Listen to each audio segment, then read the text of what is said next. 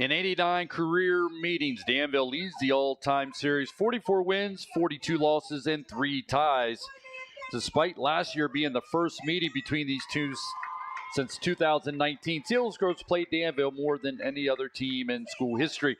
Last year, the Seals hung with the undefeated Ironmen and eventually the District 4A, 3A champs for the first half after going down 14-0 on a 99-yard touchdown run by current Ironman Landon Kehoe. Selinsgrove responded with a touchdown pass from Rocco Amato to Gavin Bastian to cut the lead to 14-7. But Danville scored again before half to push the lead to 21-7 before scoring 22 more in the second half and a route to a 43-7 win to close out the regular season for both teams. Offensively for the Seals, last week was the second time the Seals offense was shut out and the 7th time they've had 2 touchdowns or less in a game. After throwing for 121 yards against Williamsport, Seals are averaging just 42 yards per game.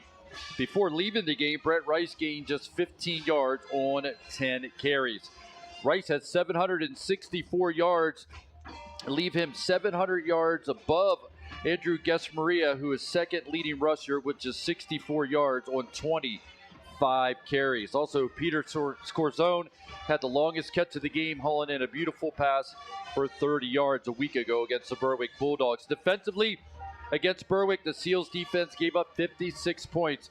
In the last 4 losses, they have allowed 51 points per game. Logan Dressler paced away with Jet Hollenbach. Each had 7 tackles. Hollenbach had 2 tackles for loss and a quarterback sack for Jet Hollenbach.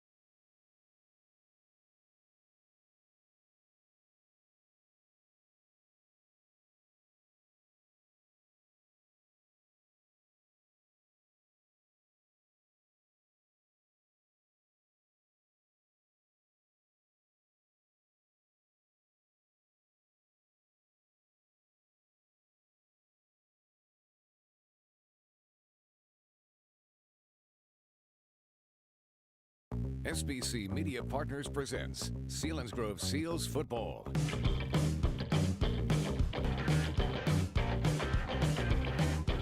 Selinsgrove Seals Football on SBC Sports Live.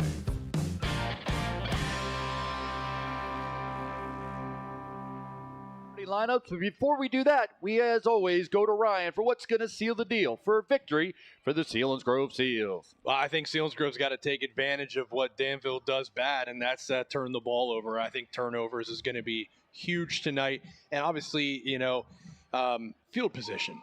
Selinsgrove can, at least, if they're not scoring, at least make it a long field for Danville tonight. But ultimately, they're going to have an above-average game tonight. This is a winnable game. This is not like some of the other games on the schedule. Unfortunately, there are some more injuries and guys out, and that's one thing that's hurt Selinsgrove all year. But it's senior night, baby. It's the last home game.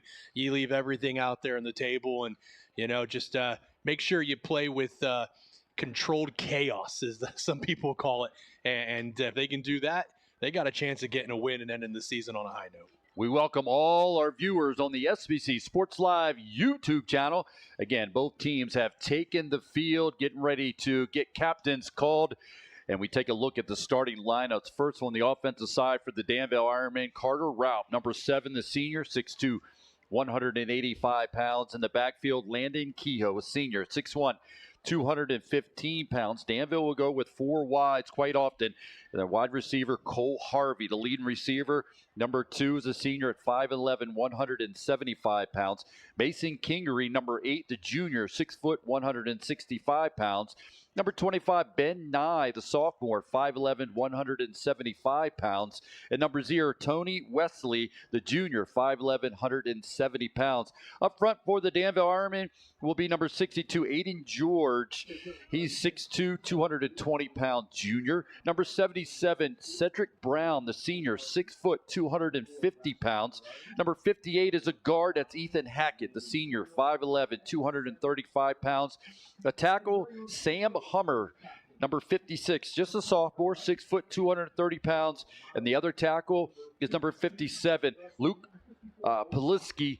He's a junior, 5'11", 185 pounds. Selinsgrove on the offensive side, junior quarterback Rocco Amato, 6'2", 195 pounds. Andrew Guess-Marie is the fullback. He's a junior at 5'10", 170 pounds. Filling in for the injured Brett Rice will be Isaac Thomas. He'll get majority of the carries. The freshman at 5'10", 160 pounds. The receiving corps, number 8, Peter Scorzone, sophomore, 5'11", 175 pounds. And number 24, Jonathan Neidick, the leading receiver for the Seals, sophomore, 6 foot, 160 pounds. The tight end, Jake Bettle, the senior, at 6'1", 210 pounds. The center, number 54, Owen Hoffman, a junior, 5'10", 210 pounds. A guard, Griffin Vall, senior, 5'6", 225 pounds. And the other guard will be number 52, Logan Dressler, senior, 5'10", 210 pounds. Jack Peters, the tackle, number 58, senior, 6'1", 240 pounds. And the sophomore tackle, number 72, Ethan Portwood. He's 6'2", 235 pounds for the Selinsgrove Seals. Defensively for the Danville Ironmen, the corners will be Nye and Harvey. The safeties, Kingery and Raup. The linebackers, Kehoe and Girardi. The edge rushers, Mills and Kozer. The defensive line, Hackett, Hummer, and George for the Danville Ironmen. For the Selinsgrove Seals, Nash Fordyce, a corner. Neidick, Scorzone, safety, along with Isaac Thomas. The linebackers, Dressler and Hoffman. The edge rushers will be Jack Peters and Jake Bettle. And up front will be Landon Magnuson. He's a sophomore, 5'11", 185 pounds. And Max Sheltman, a sophomore, 5'11", 185 pounds. And number 72, Ethan Portwood, he'll be the nose tackle, sophomore, 6'2", 235 pounds. As Selinsgrove will get the opening kickoff, Liam Tomko, the sophomore, does the kicking chores as this game is underway. Good line drive kick. Return man goes back to the 5. Picks it off the turf. They go with a handoff. This is going to go Isaac Thomas. Reverses his field at the 10 and slammed awkwardly to the turf. To start this one, they try to go with a little razzle-dazzle, blew up in their face. And it's Isaac Thomas who takes the brunt of it with he's slammed down at the 10-yard line. So defensively again for the Danville Ironmen, they are giving up 31.7 points per game. They do have 48 tackles for loss, 12 sacks, and they picked 7 times. They had 8 tackles for loss a week ago against the Shikellamy Braves. For the Selinsgrove Seals on the offensive side, only averaging 10.6 points per game, 175 yards of offense for the Seals, looking to break that open tonight against this Danville Ironman team. Rocco Amato under center with 2 wide receivers split to the left. First down and 10. Give it to the deep man. That's Thomas. Hit, maybe a loss of 1. Blowing through quickly that time by the Danville Ironman, number 58 on the stop. That's Hackett, the senior. And they're going to say got back to the line of scrimmage. Second down, or maybe a gain of 1. It'll be a second down and 9. Actually, really nice blocking by the offensive line there. It's just nobody was able to get off their block, get to that second tier. And the linebacker was just waiting in the gap. And you said it, man. He just swallowed him up and then brought him down, but actually gave him a yard on the play. So a good little push there. Second down and 9 for Amato under center. Just underway here from Harold L. Bullock Memorial Field. Thomas gets the call. Second level. Makes a man miss at the 25. Still going to the midfield into Danville territory. Caught from behind by Kehoe. But Selinsgrove gets an explosive run from Isaac Thomas to put the ball in Danville Ironman territory. I mean, Kehoe last year showed us his ability to run on offense. He showed it there. And Jake Bettle almost got to him to get that block. That might have been enough to make that a touchdown. But what an impressive run there by Thomas, the freshman. Man, with his back, so deep against the end zone. He really came through there. Nice little cut, too, because it looked like he was going to be brought down by the safety. But his cut allowed him to get out and get big yards on that play. 55-yard run to start things off for Isaac Thomas. As you said, took it off the right, had to make the safety miss, but it was Kehoe. You could see him sniffing him out. The athlete for the Danville Ironmen caught him from behind, but a 55-yard run and brings the fans of the Selinsgrove Seals to an eruption on a big run to start this one out. That Kehoe's fast. I mean, he gained a lot of ground very quick there. And it really looked like Jake Bettle was going to get in the way there. But there was just so much speed. I think it even cut Jake Bettle off guard. But, man, it just one guy saved the day there. But either way, that's a great start for Selinsgrove. Again, the offensive line, this is 2 plays in a row. Offensive line created a nice gap for Thomas to run through. And that time there wasn't a linebacker sitting there. So I like what I'm seeing so far, this offensive line play. Isaac Thomas coming in, the freshman, 10 carries on the season for 25 yards. So he's just averaging 2.5 yards a carry and 3.1 yards per game. Gets the call again off the right side. Nothing that time. Maybe a pickup of 1 or 2, but a positive play for the Seals. So with a guy coming in only with 10 carries, he's going to get the workload here tonight as Brett Rice is injured on the sideline. Yeah, and, he doesn't have a whole lot of carries, but these are very important tonight, not only for this game, but, this is what can motivate a guy going into the offseason, especially being a freshman. You want to see some development. Let him have a big game last game of the year. That's going to motivate him beyond anything to even improve on that. 1 wide receiver to the right, stack formation to the left for the Seals. Amato in a short shotgun, taking a snap. Inside handoff this time. This one's going to go to, is that Bettle getting the call going from left to right? Yes, it is, but nothing there. Maybe a loss of 1. So Selinsgrove, give him credit, trying to come up with something, maybe a little misdirection, trying to catch this Danville team off guard, but nothing to do on that one. It's going to be a 3rd and 10. On Bettle there, he had a guy, I think he should have tried to just stretch it, try and get out around him. That's the difference between a running back cutting back to the middle and a tight end. So Bettle, though, yeah, one-on-one there. If he could have just got outside around him there, could have had some good yardage. So a 3rd down and 10 at the Danville Ironman 35-yard line, opening possession for either team. Drop it back as Amato. Down the left sideline. Got a man out there, heavily guarded, and the ball's going to fall to the turf. And Amato took a big hit, and he's slow to get off the turf. I like the play there, though. And now a flag. Coach is going to get a flag coming onto the field. They were just, oh, no. Oh, help him. I didn't see the hit, Pat. Did you? So there is going to be a flag as Amato tried to make the connection going down the left sideline, unable to make that connection. Now Jet Hollenbach will come in, and you think Isaac Thomas will have to go to the quarterback position as Amato makes his way to the sideline. being supported by the medical staff. Well, at least he got up on his feet there. I didn't see the hit. I was too busy looking downfield because they had a one-on-one. It was a good throw. Pretty well defended, though, as well. But, yeah, Coach Wenrick's going to get a penalty there. But you know what? He's sticking up and protecting his players. I mean, that penalty's worth it. Not a good start for these officials. They are going to get torn up tonight for allowing that to happen. So after the penalty, puts the ball back at midfield. Be a 4th down and a punting situation for Dressler, who have to come out and punt it away, averaging about 35 yards a punt.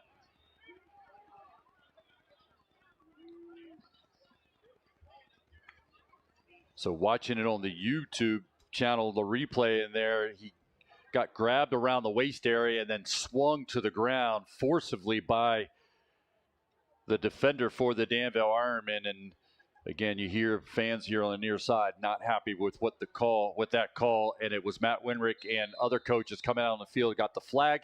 So forces a punt for the Seals after promising opening drive. Waiting for the snap is Dresser. He's going to get it a little high, but he's got it. Gets it away. Line drive kick. Going to hit the turf at the 22. Roll past the 2 return guys. Inside the 5. Racing down there to the Seals. But looks like he might have carried it right into the end zone. We'll have to see if the official puts it at the 1-yard line. It looks like he will. Selinsgrove gets a great ending to a punt that didn't look good coming off of Dresser's foot, but hustled down there are the Seals on the coverage, and it'll spot Danville Ironmen on their opening possession at their own 1-yard line. And these are things we kind of talked about, keys to the game, like move the ball a little bit. Doesn't have to be a score every possession. Want to change field positions, though. And then ultimately some good special teams play. It doesn't get much better than that, Pat. So, Selinsgrove doing the things they're going to need to do so far. It's very early in the game, but they're starting out in the right direction. As we mentioned, Brett Rice not playing. Also, Mason Vasquez not slated to play as well. 2 seniors for the Seals. So other guys will step up to start this defensive possession for the Seals, as the Danville Ironmen will have the ball at their own 1-yard line after the good punt by Logan Dressler. 1st down and 10. No score, just underway. Straight up the middle of the Ironmen. Maybe 2 yards. Try to get out of the shadow of their own end zone. Tripped up is Raup. So maybe we'll give them about 2 on that. It'll be a 2nd down and 8 for the Ironmen. Personnel switches for the Danville Ironmen offensively. Guys coming in and out. Matt Wenrick in his 2nd year for the Selinsgrove Seals. Carl Major, head coach for the Danville Ironmen. Shotgun formation this time for Raup. Wide receivers to each side. Trips to the left. Play clock at 5. Raup barks out the signals, gets it. He's going to roll to the left. He's in the end zone, able to get out of the end zone. Gets to the 7-yard line before he's upended at the 7. Raup making the carry. On the tackle involved in the stop that time was Jaron Hackenberg for the Seals. So it's a 3rd down and about 2 for the Ironmen. Oh, man, they had a great beat on him. I thought maybe a safety was going to happen. But Raup shows his athletic ability there. He just nice little cut, got back inside, found a crease, picked up actually pretty good yards on what looked like it could be a loss and a safety. Setting up a 3rd down and short. Trips to the right this time for Raup. Keyhome the lone back in the backfield. There is a wide receiver to the left. Shields showing blitz. They're coming. Raup's going to keep it off the right. Runs into a wall of red shirts, but they're going to give him enough for a 1st down as he crosses the 11. And they're going to move the chain, so a big 1st down for the Ironmen, who are starting this possession at their 1-yard line. That was good stuff there, though. I mean, he barely got that 1st down. Selinsgrove defense so far doing a nice job against the run. Really, they did well even on the bigger run there of 7-8 yards by Raup.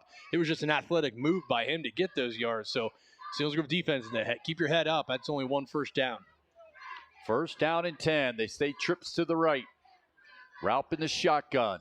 Going to give it to Kehoe. He's bouncing to the outside. He's got speed, but upended before he could get to the 15-yard line.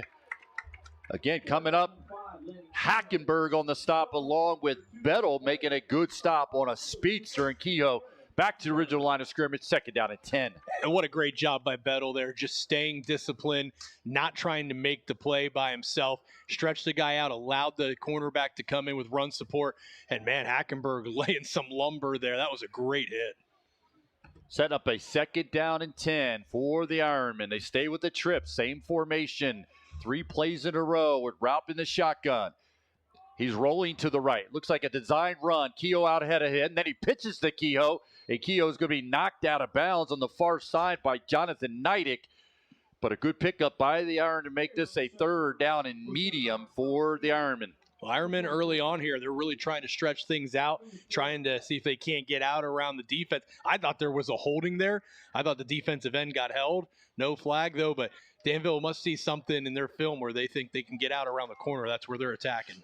Now they flop the trips to the left. They got 5 wide receivers in the formation. Raup in the backfield all by himself. Gets rid of it on a quick out. Catch is made close to the sticks. It looks like they're going to give him enough for a 1st down, and just barely a 1st down. The fans not happy with the spot on that one. It's 2 1st downs in a row that were gotten by less than a yard by the Ironmen, but nonetheless, it's a 1st down. Well, I mean, I don't even like that spot, and I really don't like it because the official had to run 7 yards to go up and spot it. I don't know how he thinks he has the angle to give an accurate spot there, but out of position official there marking it there, and they barely got the 1st down. Kehoe stays in the backfield along with Raup at quarterback. Stays in the shotgun. 4 wide receivers in the formation. 1st down and 10 for the Ironmen. Dropping back is Raup. He's got plenty of time. Over the middle. Catch is made. Up the right sideline for the Danville Ironmen. He fumbles the ball. Was able to recover it in Selinsgrove territory to the 45-yard line. Cole Harvey making the catch, the senior, and he had room ahead of him. Fumbled it, but able to jump back on it, and they got it in Selinsgrove territory to the 46-yard line. Yeah, Neidig thought he was going for the interception there, but that's one of those things where you got to make sure if you're going to go for the interception, you've got to at least knock that ball down. He didn't do either one of them, and therefore got no contact, and what would have been either an incompletion or a small gain turned into a very big 1st down for Danville. They stay with a 4 wide receiver look. Kehoe alone back in the backfield along with Raup. Blitz being shown off the edge for the Seals. Here they come. Raup's getting pressured. Now he's going to take off and run. Making a man miss at the 45-yard line. Going to get to the 40-yard line to set up a 2nd down and 4 for the Ironmen. And it's worth saying, this possession started at the Danville Ironmen 1-yard line. And Raup there is a basketball player, and he used a pump fake, got the defender up in the air, and then he was able to run out around. So a pretty heads-up play there by the quarterback for Danville. 5 minutes to go in the opening quarter. No score between the Seals and the Ironmen. They stay with 5 receivers in the formation with a very athletic Raup in the backfield in the shotgun. Man goes in motion from right to left. Quick throw this time. Catch is made again by Harvey. Wide receiver screen. He goes from left to right, up the right sideline. He's got 3 guys to beat. Is he going to get to the sticks? And he will. Touchdown for the Danville Ironmen. Big play, and it was all set up with superb blocking. There was blocks everywhere there. Selinsgrove flooded to the one side, and everything was set up for him to reverse field. Just the right time to call that play for Danville. That wide receiver screen, something that Hollidaysburg did a few weeks back very successfully for Hollidaysburg. So Danville might have seen that on film, take advantage of it, and get it into an explosive receiver. And Harvey gets his 3rd receiving touchdown of the season with Tomko's extra point up and good. Seals fall behind 7-0. A 99-yard drive for the Ironmen puts them up 7-0. Let's take a break, come back, and have the Danville kickoff. This is Selinsgrove football presented by Selinsgrove Ford on Eagle 107, eagle107.com, and on the SBC Sports Live YouTube channel. Buy the best pre-owned vehicle from the area's #1 certified pre-owned Ford dealer, Selinsgrove Ford. Selinsgrove Ford at the Bridge in Selinsgrove and at selinsgroveford.com.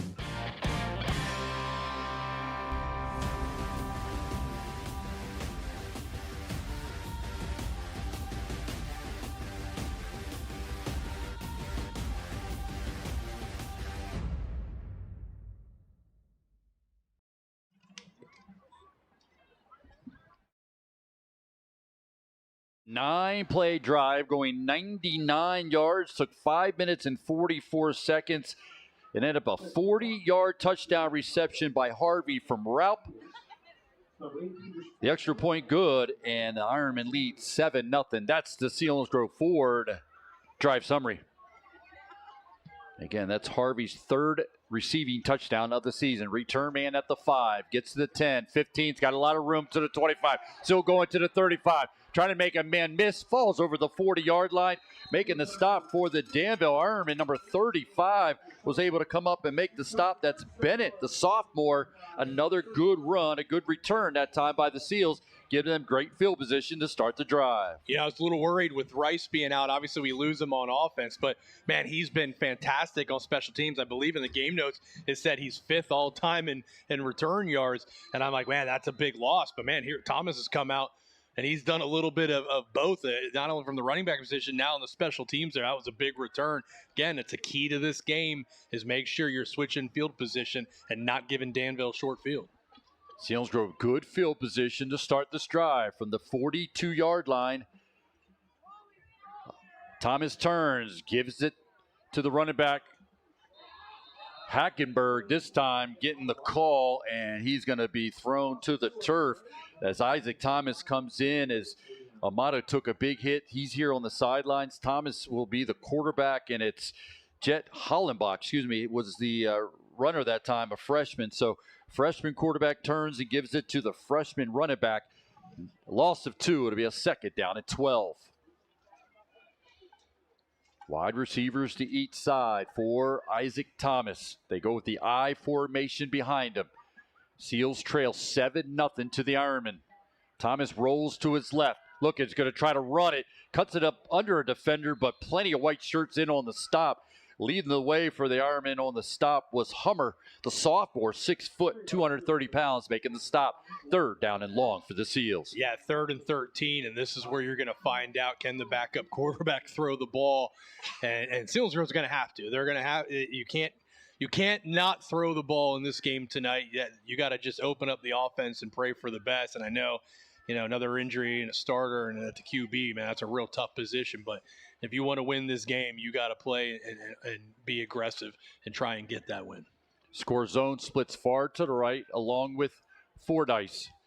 In the slot, I formation behind Thomas. 3rd down and long, rolling to his right. Gets rid of it, underthrown. His intended receiver was Fordyce, so it'll be a 4th down, and the Seals will have to punt it away.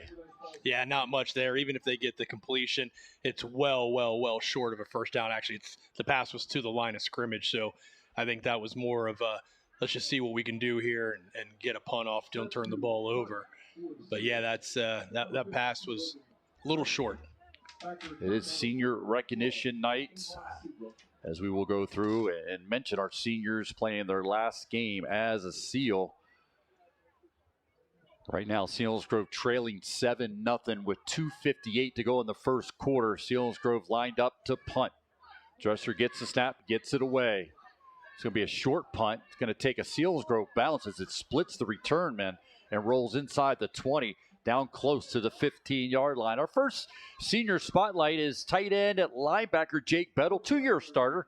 He called 16 passes, 261 yards, and 2 touchdowns. Currently, he has 114 career tackles, 8.5 tackles for loss, and 1 fumble recovery. Senior tight end linebacker, number 2, Jake Bettle. So the Danville Ironmen will take over their second possession of the night. They lead 7-0 following a 99-yard drive by the Ironmen that finished off with a 40-yard touchdown reception by Harvey. But now they're going to start this possession at their own 16-yard line. They have 5 receivers in the formation. Man goes in motion, gets the handoff. They go with the reverse, gets it to Kehoe, going from left to right, getting to the edge. He's got a lot of quickness. Gets a block from Raup. Up the right sideline before he tiptoes out of bounds outside the 45-yard line, close to midfield for the Danville Ironmen. Danville opened up the playbook, had some trick plays here going tonight, misdirection, reverses, wide receiver screens. They want this W just as much as Selinsgrove wants it to end the year. And for them, the possibility of even having postseason play and a win tonight would almost seal that for them. Jagger Simpson was the initial carrier, and then he gave it to Kehoe on the reverse. Picks up good yardage out to the 45-yard line. First down and 10 for Danville. Simpson going in motion. Route drops back. Plenty of time. Gets rid of it. Almost intercepted, but then was it caught? Yes, it was. Almost picked off by the Seals, but it ends up a catch for the Danville offense into Selinsgrove territory to the 46-yard line. Second down and 1. And those are the plays that have to be made. Those are when the ball's thrown right to your hands and you have a chance at interception in this type of game, you have to make those plays. And on top of it, not only did you not get the interception, but Danville was able to catch it. So second down and 1 for Danville. Trips to the left. Kehoe alone back in the backfield with Ralph. It's going to get the call between the tackles. Making man miss. Gets to the edge again. He's got a first down. Runs through a would-be tackle. Gets out of bounds. And it's a first down pickup for the Ironmen. Yeah, right now Danville's just moving the ball 5, 6, 7 yards at a time. It's real tough, and they're spreading out the offense. This is what Berwick did last week. When they did their tighter formations, yeah, they were still getting positive yards. But as soon as Berwick spread things out, that's where everything opened up, and their run results were ridiculous. But Danville spreading the field. They're finding some success, making Selinsgrove's defense cover every inch of this field. First down and 10 for the Ironmen. They lead 7-0 late in the first quarter. Route looks like a keeper. Rolling to the left. Nope, he's going to pitch it to Kehoe at the 40. Kehoe's going to take it inside the 40. There's going to be a flag behind the play. And from the looks of it, it may go against the Danville Ironmen. You know, Selinsgrove's got to play through the whistle. I've seen it a couple times now where they think like the play's done and a couple of guys pull up, but he never went out of bounds there, and a couple of guys stopped and ended up getting a couple more yards. You got to play through the whistle. You got to keep going until you hear that sound. And it is a penalty against Danville. Put the ball at midfield. They have to get to the 30-yard line to pick up a first down. So it will be a first down still for Danville, but it'll be a first down and 20. Now they go twins to each side to the Danville Ironmen offense. They get set, snap, route dropping back. Got time. Throwing it deep down the right sideline. It's got Simpson out there. Athletically goes up and tries to make the catch. They said it was caught, and he was tightly defended, but he comes away with the catch, and he remains down on the turf after making a crazy catch for the Danville Ironmen offense. Well, I mean, he had all the time in the world to throw because there was a blatant holding. Selinsgrove got right up the middle, and he's tackled from behind. The QB had all the time because of that, and it's right there in front of the official. I don't understand how you missed that. It ends up a big play for the Ironmen, but a man down on the field after making the catch and being looked at by the medical staff. If you're just joining us, Selinsgrove trailing at this point with 1:26 go in the opening quarter. Selinsgrove had the ball first, and after a first down and 10 play that got them nothing, they were able to get a 55-yard run by Isaac Thomas. But Selinsgrove unable to do anything with it, gave the ball back to Danville Ironmen on a great punt that rolled to the Danville 1-yard line. But Danville went on a 99-yard drive on 9 plays, took 5 minutes and 44 seconds. The extra point good. It was a 40-yard touchdown reception by Harvey, his third of the season coming from Ralph. And that's where we stand, 7-0 lead for the Danville Ironmen, but they are threatening again at the Selinsgrove 14-yard line, first down and 10. Wide receivers to each side once again. They stay with the trips. This time the trips are to the left. Girardi, the lone receiver on the right. Ralph in the backfield. Shotgun look, taking the snap. Getting some pressure, gets rid of it. Looking to the end zone. And it's going to be intercepted. Coming back the other way are the Seals. Selinsgrove gets the turnover, scores zone. The safety able to step in front of it and avoid a touchdown by this Danville Ironmen. So Selinsgrove comes away with an interception, something you talked about, Ryan, and what's going to seal the deal for victory. And it's going to have to be Selinsgrove coming up with some turnovers They get one there. Score Zone made a great break on the ball there and was able to grab it out. Hey, Danville was flirting with some interceptions this game, and finally Selinsgrove was able to come away with one. And, man, none more crucial than in the end zone, right? Perfect for the Seals as they bend but do not break. First down and 10 for the Seals outside their own 10-yard line. Thomas under center, filling in for Amato. Give it to the fullback. Nothing. Maybe a yard on the run for the Seals. And Thomas is filling in for Amato. Amato took a big hit early in the game, and it's over on the bench at this point. And would not appear that he would be coming back in to this one. So it will be Isaac Thomas, who was going to fill in for Brett Rice and get majority of the carries. Now he's been pushed up to quarterback, the freshman for the Seals. Seals trail 7-0 to the Ironmen. Seals have the ball after an interception by sophomore Score Zone. Give it to the deep man.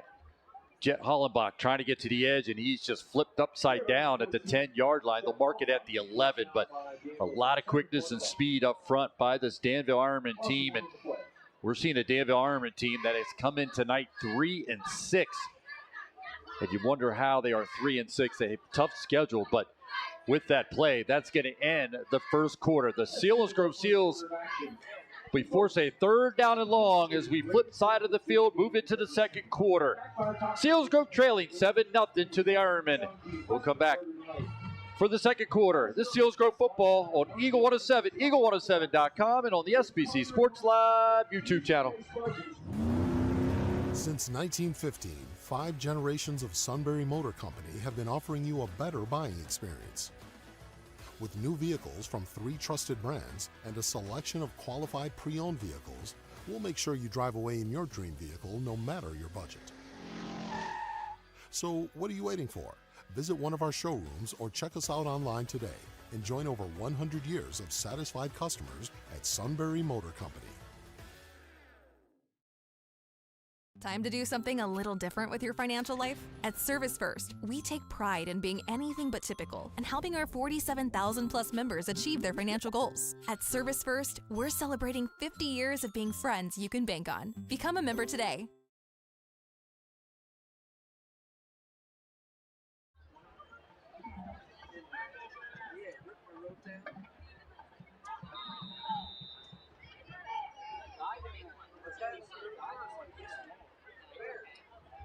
Moving into the second quarter, the Seals will have a third down and 11. They trail 7-0 to the Ironmen.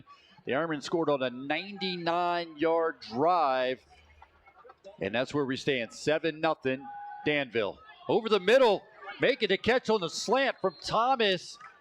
As that Score Zone making the catchers at Fordyce. Numbers a little difficult to see from up here, but it is a catch nonetheless. It is short of a first down. It'll make a 4th down and 1. They will go with a now that jumbo formation is what they're doing. What's going on here? Nope, they'll punt it away. The punt. That was a really nice throw and catch, though.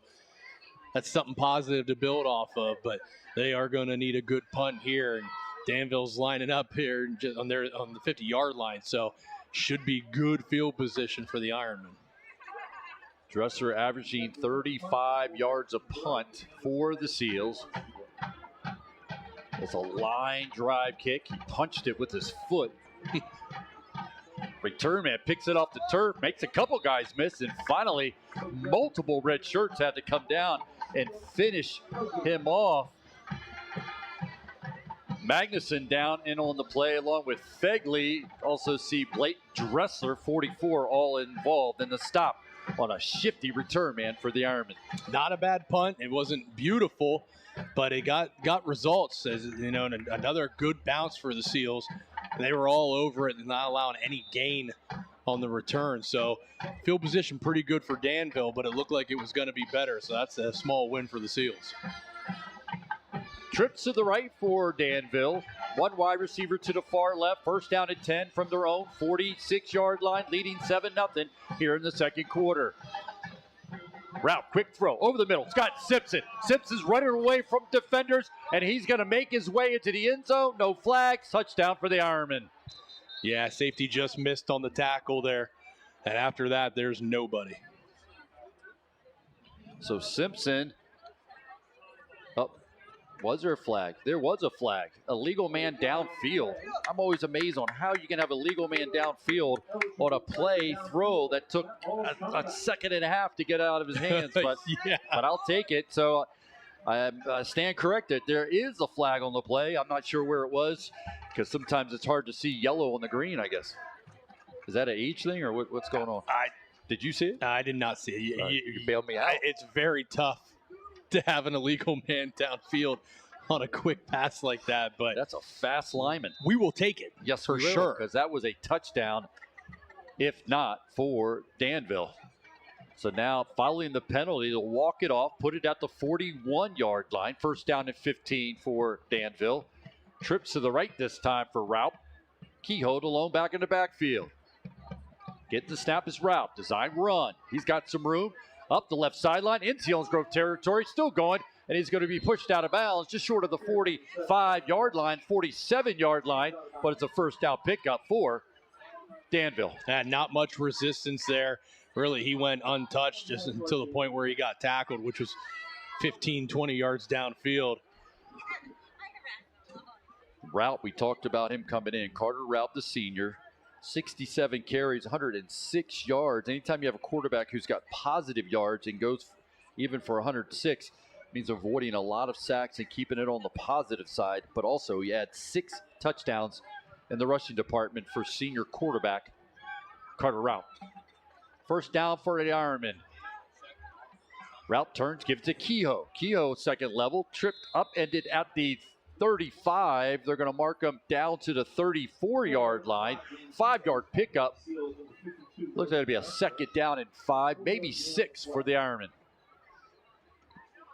10:30 to go in the first half with Danville leading 7-0. Danville just had a touchdown reception called back. So that's where we stand. 7-0 lead for Danville. Raup turns, fakes it to Kehoe, looking over the middle into a crowd, and almost interception. Ryan, I think we're getting a feel why there's 16 interceptions on the season for the Danville Ironmen, because there should be 4 right now. That was thrown into a crowd. It should have been a pick. But yeah, I mean, he's got confidence. I mean, he's definitely trying to throw in small windows, and I'm hoping it bites him a couple more times tonight. Right now would be a great start. Selinsgrove coming in tonight with just 4 interceptions on the season. They do have another one, so they have 5. They would love to have made that number 6. So it's a third down for Raup. Rolling to his right. He's got some time. Looking.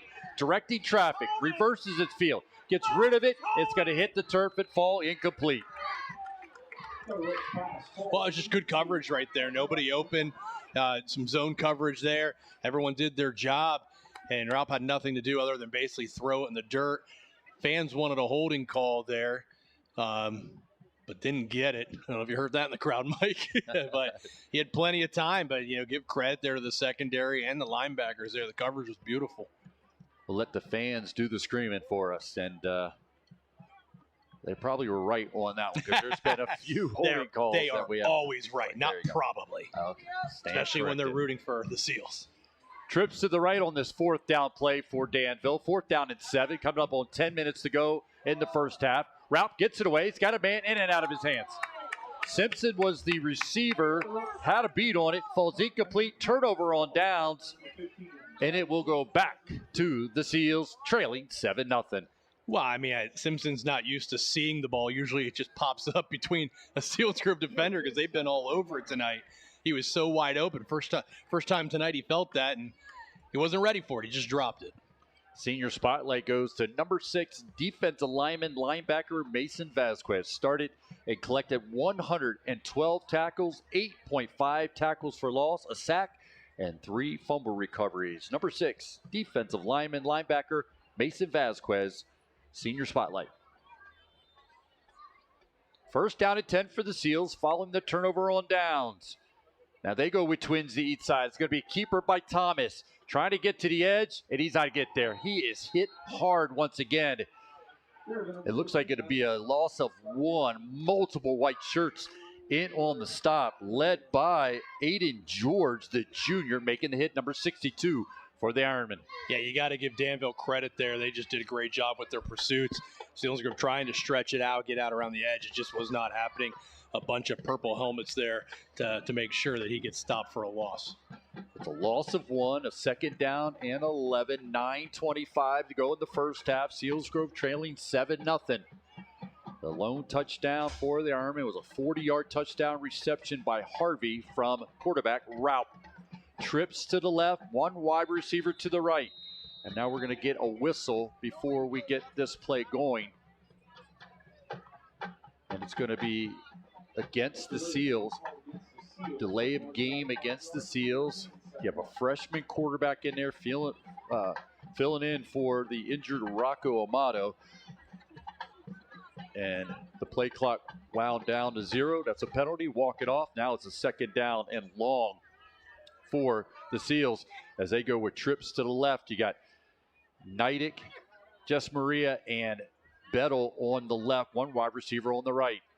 Thomas drops back. Heavy pressure. Trying to get away from George. Trying to get to the sideline. Makes one man miss. Still going. And it was Kehoe who he made miss. Now they're not going to get much on the run there, but give credit to the freshman to make Kehoe miss and avoid what looked was going to be a big hit by your senior linebacker for Danville. I didn't even need to see a number to know that was Kehoe. Just the speed, the downhill running. But it was a great move to make him miss, and I'm glad he did, because if he would have landed there, that would have been one heck of a collision. He was flying. So third down for the Seals. Third down at 16 with 8:35 to go in the opening half. Seals trail 7-0. Wide receivers to each side. Shotgun formation for Thomas with backs to each side of him. Got some movement up front. Now some Danville guys jumped up front. Bettel took off as well. So the officials have to have a conversation regarding this. Senior spotlight, number 7, running back, defensive back, Brett Rice. On offense, rushed for 1,338 career yards, 25th all time, and 10 touchdowns. 38 career tackles on defense, averaged 24 yards per kickoff return. That ties him 5th all time, including 2 touchdowns. Senior spotlight on number 7, running back, defensive back, Brett Rice. So it'll be a third down and long as Ironmen jumped off sides, make it a third down and 11. Check in on other games. Also have to check in about candidates for the Schmokadam Health Center backbreaker play of the game. Right now, it's the backbreaker possession of the game is the leading candidate as the Danville Ironmen lead 7-0 on the 99-yard drive. And they lead 7-0. So right now, the top candidate for the Schmokadam Health Center backbreaker play of the game is a possession by the Ironmen. Shotgun for Thomas. Gets the snap, drops back, looking over the middle, and it's intercepted by Kehoe. Kehoe's got room up the left sideline, trying to run away from Dressler. He does. It has a collision at the 5-yard line. We got to see who that was that kept Kehoe out of. Was that Thomas? Yeah. That stuck his nose there. And Kehoe is down on the turf after taking a major hit at about the 5-yard line by the Seal quarterback, Isaac Thomas. That was an unbelievable hit. That was a David and Goliath moment right there.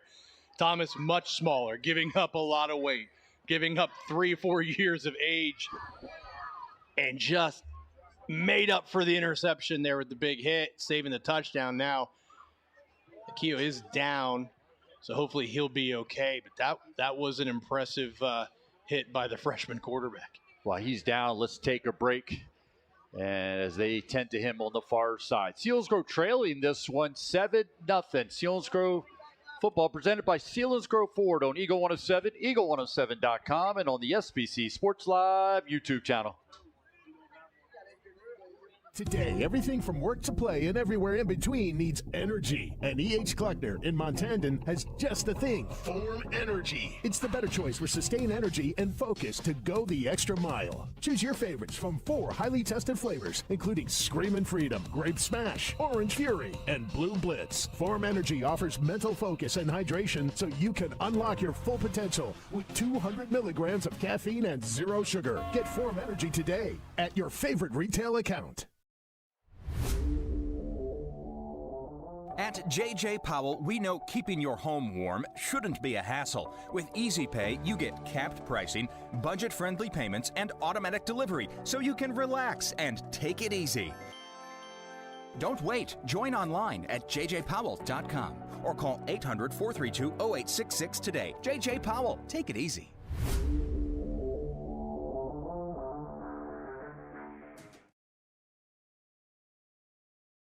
Five-yard line following the interception by Kehoe. So again, first and foremost, we hope that he is okay. Again, being helped by the medical staff across the way. I'm glad to see he's up and okay, but we got to talk about that play.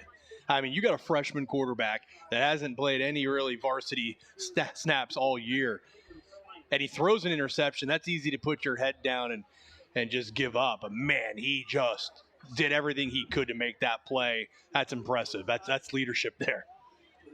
It was a collision for the ages, but Raup is going to, there will be a flag on the play. Keeper by Raup going left on that first down and goal to go from the 3.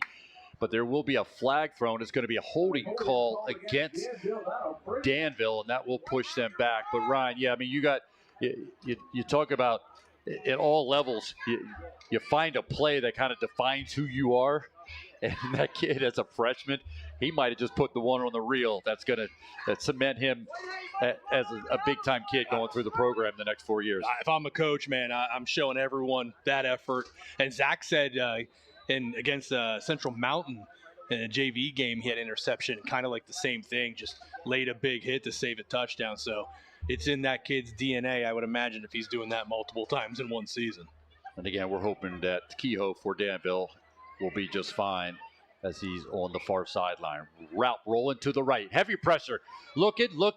Runs away from a defender and finally pushed out of bounds at about the 12-yard line as it was Badowry was on the chase trying to get to the speedster route, but he's able to get it to about the 13-yard line, so it'll be a second down goal to go from the 13, and we have the chain gang holding up the chains again. This is another game. Put the chains down. It's confusing people.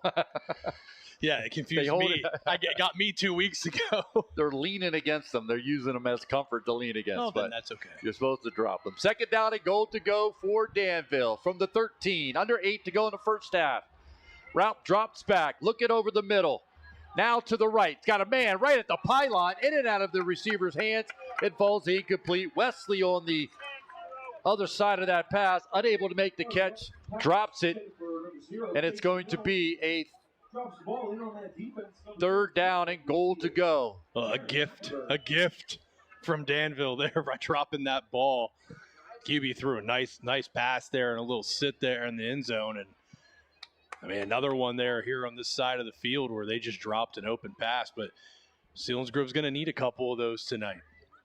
Third down and goal to go from the 13-yard line. Danville leading 7-0 over the Seals. 7:48 on a stop clock to go in the first half. Route drops back, getting some pressure, going to throw it deep in the corner of the end zone. Receiver goes up, tries to make the catch, and did he get it? And he did! As Harvey makes the catch in the far corner of the end zone for his second touchdown of the night for Danville. Yeah, and that ball felt like it was in the air forever. Really thought Selinsgrove was going to be able to bat that down, but the receiver goes up and catch it at the high point. Obviously, he just got a little bit more length and vertical there. But what a catch. What a presence of mind to get a foot in bounds there. And Danville, huge touchdown for them when things weren't looking so great after the injury and the penalty, and they were looking at first and goal from the 3 to start. The extra point is a line drive to get it through. It's good. So the Danville Ironmen put together back-to-back touchdowns. Got one in the first quarter with 4:37 to go in the first quarter. Now they get one with 7:41 to go in the first half. The extra point good, and it's a 14-0 lead for the Danville Ironmen. Again, we talk about candidates for the Schmokadam Health Center backbreaker plays of the game, and Harvey right now on both ends of the candidate, plus the 99-yard drive for the Danville Ironmen. And again, they lead 14-0. This just a 3-play drive after the interception by Kehoe. Came from 3 yards out. Route to Harvey for a 13-yard touchdown reception. Their second connection of the night. That's Harvey's fourth touchdown reception of the season. And with the extra point good, it's now a 14-0 lead for the Ironmen. That's the Selinsgrove Ford drive summary. And for Raup on the season, he's got number 5 and 6 touchdown throws for Danville.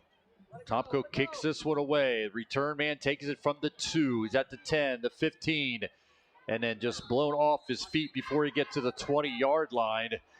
Good stop that time by the Danville Ironmen on the coverage, number 23, and that's Rarick making the stop, the 5'10", 179-pound junior for the Danville kickoff team. So 14-0 lead for the Danville Ironmen. Senior spotlight, number 11, wide receiver, defensive back, Wyatt Teets.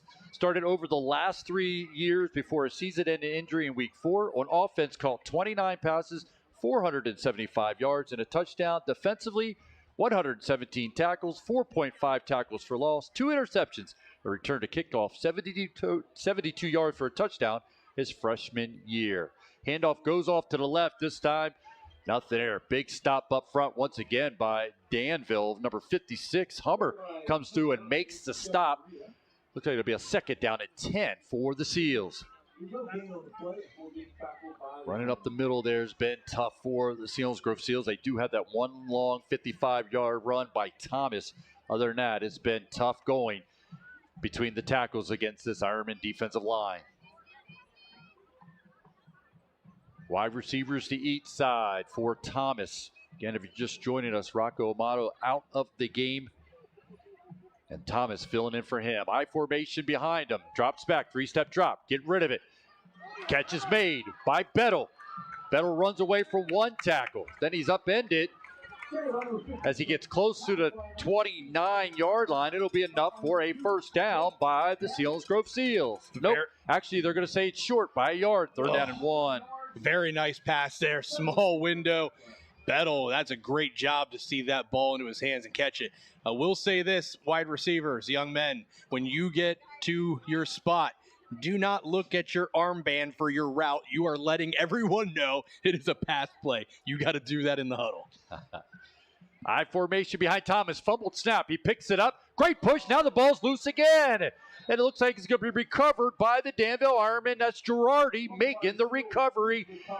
Second turnover by the Seals, and it gives Danville great field position inside Selinsgrove territory at the 37-yard line. Oh, that was tough. It just wasn't clean from the start.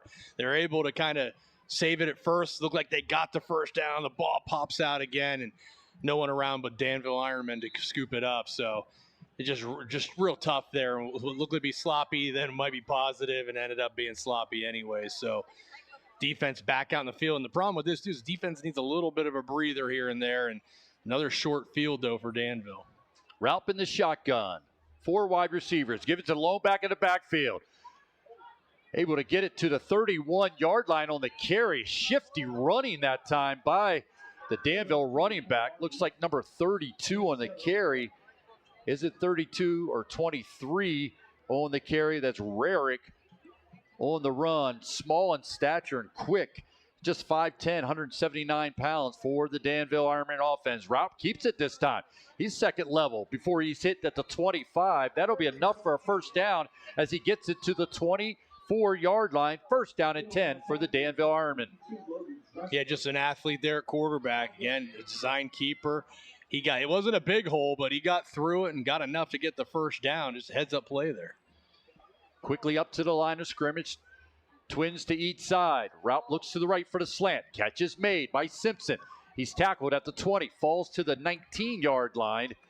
It'll be short of a first down. Pick up about 5 on the catch by Danville on the quick throw from Raup to Simpson. Simpson just did a little hitch route there. Did it look like he put his knee down to catch that? I guess maybe Very he just close. got it afloat. We are up here. It's kind of hard to see, but it looked like to me like he might have had his knee down, but little hitch route turns into 5 yards. Ball sits right at the 20-yard line. Trips to the left. One wide receiver to the right. That's Wesley. As Girardi stays in the lone back in the backfield. Design run by Raup. Hit at the line of scrimmage. Showing some strength to get it to the 18-yard line before he's stopped. So it'll be a third down and medium for Danville. They lead 14-0 with 4:50 to go in the first half. Got some updated scores. Southern leads Shikellamy 14-7. Mifflinburg up 14 over Lewisburg at 14-0. Warrior Run leading Milton by 11, 14-3, and Muncie up or down 7-0 to Hughesville. Some updated scores of other games going on around the valley. One quick one here. Mount Carmel and Schmoken tied at 7 in the second quarter. Trips to the left. Route gets the snap. Looking left. Now looking over the middle. Throws it behind. Intercepted once again by the Seals. Scorzone making another interception, blowing out of bounds and the flags are going to be thrown as Scorzone gets his second interception of the night. Yeah, Scorzone's doing a great job making breaks on those balls. That guy looked open, but he's showing his athleticism and just jumps in front of it. It's almost identical interception as he had at the other end in the end zone.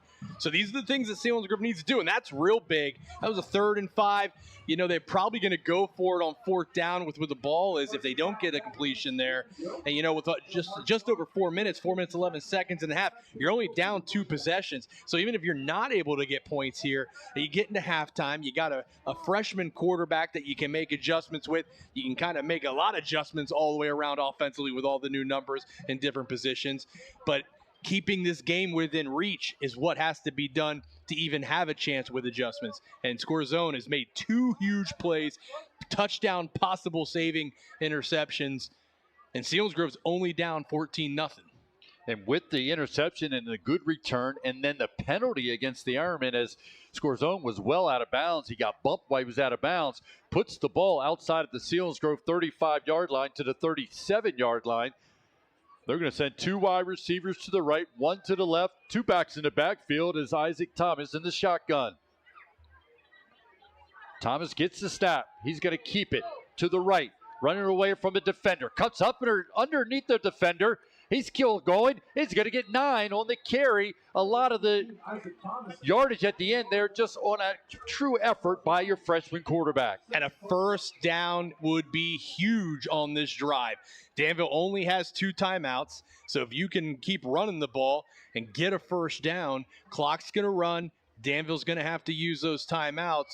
You can probably get this down to around a minute, that's if they continue to run and don't try to throw here. And then get into halftime only down 2 scores. 2nd down and 1. 3:25 to go in the opening half. 2 wide receivers to the left. Thomas looks over the defense. Under center. It's going to keep it. Bull his way forward. Good push by the offensive line to get it to midfield and a first down for the Seals. That's sure. What do you call it, Pat? Your seal shove? Seal shove, which is illegal. I tell you, Selinsgrove's very good with the QB keepers all season long for those short yardage. I'm impressed with the success they've had. I'd love to know the numbers, the percentages of conversion rate on that. It's definitely up in the 90 percentile. They get 1 there to give them a first down at midfield. Neidick far to the left with Bettle in the slot on the left. 1 wide receiver to the right. Thomas gets the snap, goes with the handoff, coming left. Nothing there. Will be a flag on the play as well. Trying to get a number on the carry. Getting up slow was just Maria. He got the carry from the handoff from Thomas, and he's slow to get up, but he's going to stay out on the field as he sees the Seals get called for the penalty on a hold, and that'll march them back. Stick around at halftime. We'll have the Liberty Basement System halftime show. We'll give you a first half scoring recap, the Seals athletic rundown with Murphy O'Brien, update of other scores going around, give you the Schmokendam Health Center backbreaker play candidates, and also we will get stats from our stat man along with the Liberty Basement System story time with our very own Ryan Brandt. So penalty puts the ball at the Seals 45-yard line. It's a 2nd down and 15. 2 wide receivers to the left. Isaac Thomas getting a call. Running to his right. going to keep it. Hit, loss on the play of 1. Nothing there, trying to string it out to the right. But the speed, route in on the stop, also involved in the stop for the Danville Ironman, number 56. We've called his name already a few times tonight, Sam Hummer. And if I'm Selinsgrove here, I still run the ball. Danville burn a timeout. That's fine. No, throw the ball. I throw the ball here. You know what? Go for it. Go for the win here. It is 3rd and very long. But you get a first down here, man. You're going to get into halftime, no problem. Even right now, it's going to be under a minute and a half, or right around a minute and a half, before Danville would even get the ball back. Thomas drops back, looking to throw, gets rid of it, looking for Neidig down the left sideline. It's going to be intercepted. Intercepted by the Danville defensive back. That was Girardi who was on the interception, and he got blown up as he was being held up, and then his own teammate was trying to get the ball from him. He was trying to strip it from his own teammate there. Might have been the smart thing to do since he was wrapped up at the leg. It was Rarick who ended up with the ball, but it's an interception initially by Girardi.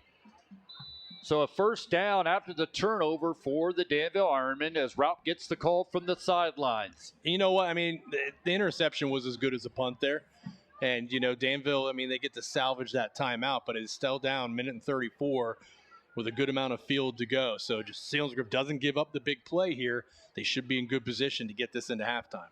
Trips to the left. Selinsgrove trailed 14-0 with 1:34 to go in the first half. Seals coming. Raup looking over the middle. Overthrown and intercepted again. Brian, you and I say it all the time that we've never coached a football game in our lives. But I'm going to say, just kind of go out on a limb and say, I'm not throwing over the middle anymore.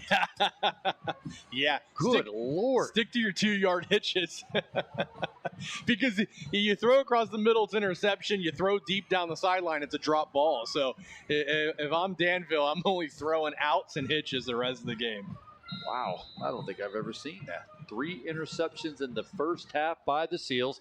A team, Danville, coming in with 16 interceptions on the season. 2 quarterbacks for Danville with 6. And now Raup has 6 all by himself as well on the season. 3 different quarterbacks for Danville with 6 interceptions on the season. Handoff goes from Thomas this time to Just Maria. Nothing there. Maybe a half yard. 2nd down and 9. Actually, they give him a full yard. 2nd down and 9 for the Seals. I want to put some pressure on our stat guy, Zach. What's the record for the most interceptions by an individual in a Selinsgrove game? You have to do some homework on that one. 3, I don't. 3 was going to be pretty. Isaiah Rapp had a lot of interceptions, but I don't know if he ever had 3 in a game. No. I think some other good safeties like Josh LeBrecq, maybe him back in the 90s. Handoff again by the Seals. Give him probably 1 yard, but yeah, I'm not sure how many there were. Ryan Kaiser, maybe Ryan Kaiser. Could he have a 3 interception game? I'm not a betting man, Chauncey Billups. That Terry Rozier. But I would bet that there has not been too many, if any, had 3 interceptions in a first half of a game. Timeout taken by the Seals on a 3rd down and 7 with 32 seconds to go in the first half. Selinsgrove trailing 14-0. Yeah, they're going to stick around at halftime. We'll give you the scoring recap, stats from our stat man, Zach Schauer. Seals Athletic Rundown with Murphy O'Brien. Talk about candidates for the Schmokendam Health Center Backbreaker Play of the Game. And also get the story time from our very own Ryan Brand as part of the Liberty Basement Systems Halftime Show. Talk about other games. And early on, some early surprises. Only a 14-7 lead the last we looked for Southern. Actually tied 21-21. Southern and Shikellamy all tied at 21. That one in the first half. Mifflinburg all over Lewisburg, 20-0. Warrior Run beating Milton 21-3. Hughesville up on Muncie 21-6. South Williamsport shutting out Northwest Area 42-0. Mount Carmel leading Shamokin 14-7. What? We highlighted all those games. What? I know, but I didn't believe it when we talked about it. What? Yeah, I definitely wouldn't bet on it. Intercepted thrown behind the intended receiver. The Ironmen make the interception. That's Bigeman making the interception, the junior at 5'6", 165 pounds. What's the state record for most turnovers in a game? In the first half. Right now, the best offense is the defense getting the turnovers for both teams. And now we said it during the pregame that we'd love to get a defensive touchdown. We have one on the season. We have 3 interceptions on the season, but only 1 defensive touchdown all year coming from Owen Hoffman against the Central Mountain Wildcats. But the ball is just being thrown back and forth to each team at this point. Now it's a first down and 10 for Danville at midfield with twins to each side. Danville leading 14-0 with 23 seconds to go in the first half. Route drops back. Heavy pressure. Steps up. Still looking down the field. Gets rid of it. Catch is made right at the first down sticks. It looks like it'll be enough for a first down as Harvey making the catch. He has 2 touchdowns to his credit. He makes the catch there for about a 10-yard pickup, the senior, for the Danville Ironmen. They're going to say it's 9 yards on the pickup, second down and 1. No big plays here. The safeties have got to keep everything in front of them. Don't let anyone get behind you.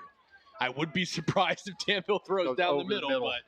But you know, you never know. Trips to the right, 2 wide receivers to the left, 5 wide receivers in the formation. Route drops back. Quick slant. Scott Simpson making the catch at the 20. Inside the 20, down close to the 16-yard line. The clock will stop to move the chains and a first down pickup for Danville. Went with the slant that time and the reception by Simpson. Got a timeout by Danville. I was wondering, I didn't know if they realized that 2 next to their score meant they had 2 timeouts. They've been hanging on to those for quite some time. Senior spotlight, number 52, offensive lineman, linebacker Logan Dressler. After starting his career at fullback, where he had a 68-yard touchdown run as a sophomore, Dressler missed his junior year due to injury, but returned to the offensive line. On defense, 135 career tackles, 11.5 tackles for loss, 2 sacks, and a fumble recovery to his credit. Senior spotlight, number 52, offensive lineman, linebacker Logan Dressler. So timeout taken by Danville, so they're able to reset here. They have it first down and 10. They're spotted at about the 17-yard line. 5 wide receivers in the formation for Danville. Ralph in the shotgun as he's been all night long for Danville's offense. Gets the snap, drops back. He's got plenty of time. Looking over the middle. They do go over the middle. Harvey making a catch. Trying to stretch it to the sticks. They're going to say he's at the 1-yard line. The clock will stop to move the chains with just 1.3 seconds to go. A timeout taken by the Ironmen. Wow, that was a real big tackle, saving the score. But this is huge. This is a massive play. The difference between being down 14-0 at halftime and 21-0, it's only another touchdown, but it is a much larger hill to climb in the second half for Selinsgrove. This could be a definite candidate for the backbreaker. Well, it's going to be a candidate for the backbreaker player of the game, whether it's a touchdown or it's a stop. Well, Selinsgrove has seen the opponent score touchdowns. I'm sick of scores with 0 on the clock. Yeah, this would be 3 games in a row? It's happened twice. Yep, this would be the 3rd time if Danville's able to put this into the end zone with 1.3 seconds to go in the first half, and they have the ball at, marking it at 1-yard line. So following the timeout, Danville's going to put 4 wide receivers in the formation. In the backfield with route will be Rarick. They'll go trips to the left, which is the short side of the field.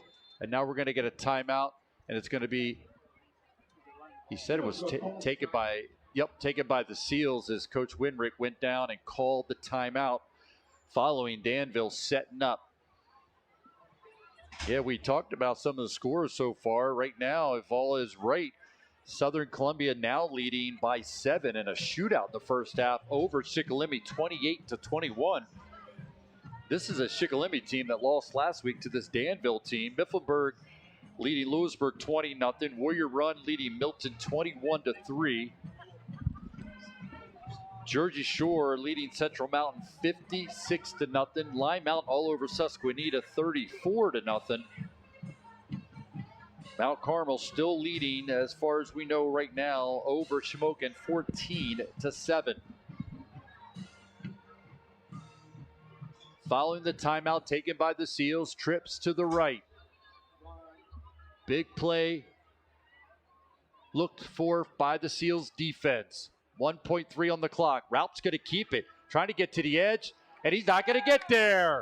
A great stop by the Seals defense, keeping Ralph out of the end zone, and that will send this game to halftime with the Danville Ironmen leading the Seals 14-0.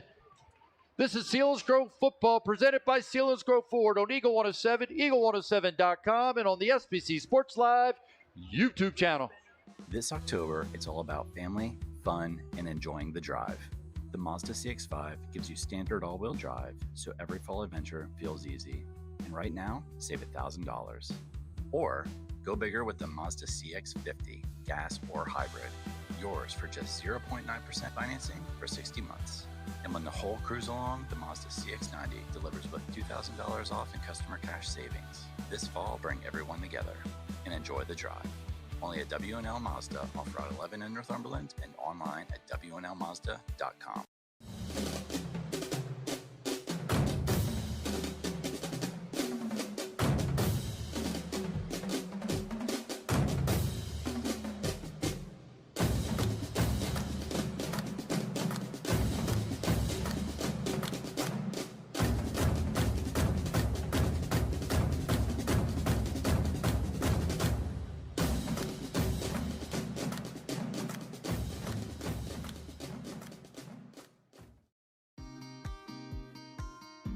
High school football season is here.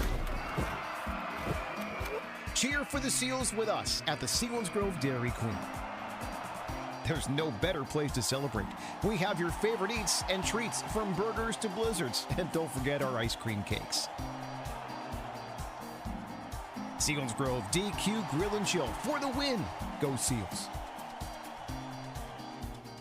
Blaze Alexander Chevrolet GMC of Selinsgrove, we know everyday vehicles aren't so everyday. They're what get you to the kids' sporting events, practices, and family road trips. They're what you count on to tow the boats to the lake or haul ATVs to the trails. And right now, you can drive home your perfect everyday ride with up to $16,000 off select makes and models. Because at Blaze Alexander Chevrolet GMC of Selinsgrove, even if your everyday vehicle isn't so ordinary, your savings will be. Because we're taking the deals the other guys won't. We put our members first. Since the youngest flew the nest, there's been a lot of tears. Of joy. When Armija left, we decided to finish the basement. So we call members first. Between our low-rate home equity loan and members first concierge, all there was left to decide, dry bar or wet bar. Very wet bar. Salute members first. We put our members first. Ball and football are here, so it's time to make the right plays. In the Nissan Murano, you'll cruise with comfort and style. Rogue is the go-to from game day drives to apple picking. Huddle up in the Pathfinder, bringing the power and the room. When it's time to haul or tailgate, the Frontier is your workhorse. Next month, join us and see the Heisman Trophy in person for our Nissan Heisman House tailgating run. Visit us in person off Route 15 in Shamokin Dam and online at WNLNissan.com.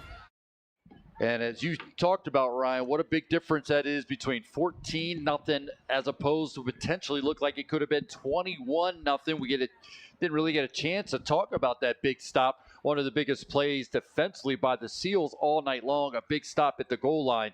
Well done by that Seals defense. Yeah, I mean, huge. I mean, and you got to remember, an unexpected change of quarterback. A kid that was getting the start at running back because the running back's out. He's working running back all week long.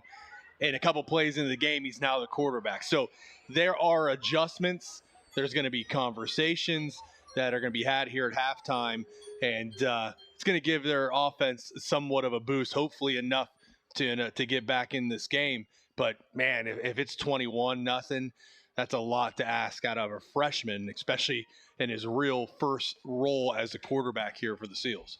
And speaking of a big conversation we were having was about the 3 interceptions by the Seals defense in that first half. And we got a text from Carter Young as he informs us that Matt Ritter, linebacker, had 3 interceptions in a game in 1992.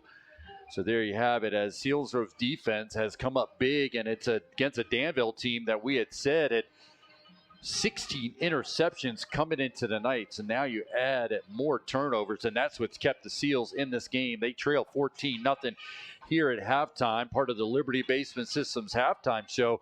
And this is how it went, as the Seals would see Danville go on a 99-yard drive, finished off by a 40-yard touchdown reception by Harvey, his 3rd of the season. That came with 4:37 to go in the first quarter. The extra point good, 7-0 lead for the Danville Ironmen.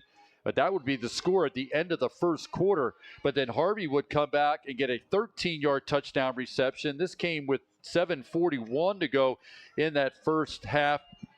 That completed a 3-play drive that just went 3 yards after the interception by Danville's Kehoe.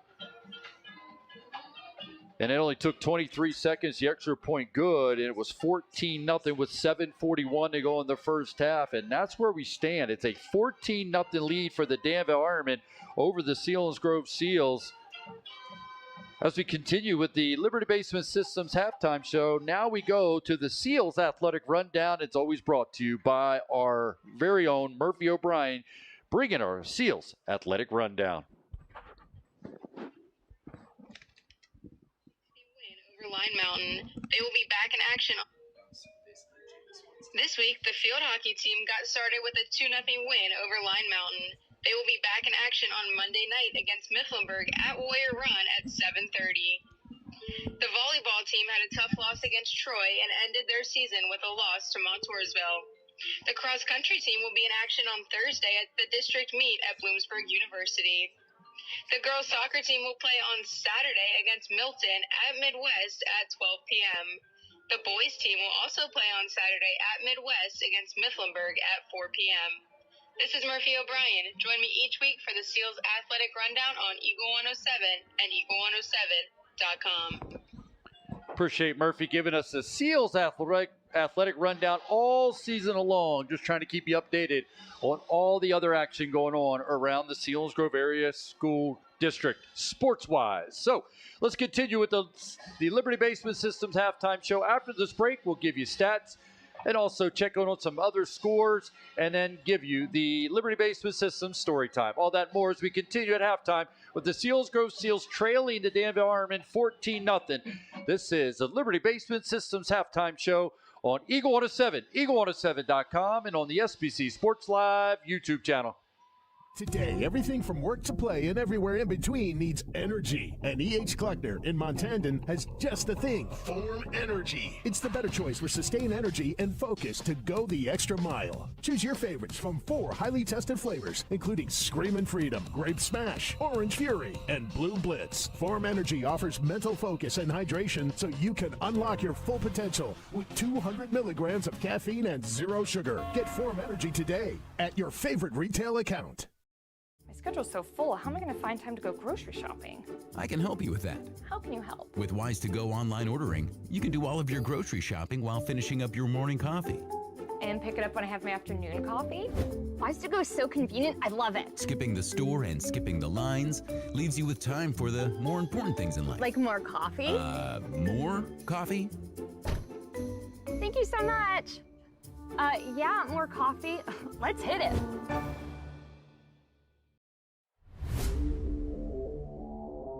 At JJ Powell, we know keeping your home warm shouldn't be a hassle. With Easy Pay, you get capped pricing, budget-friendly payments, and automatic delivery, so you can relax and take it easy. Don't wait. Join online at jjpowell.com or call 800-432-0866 today. JJ Powell, take it easy.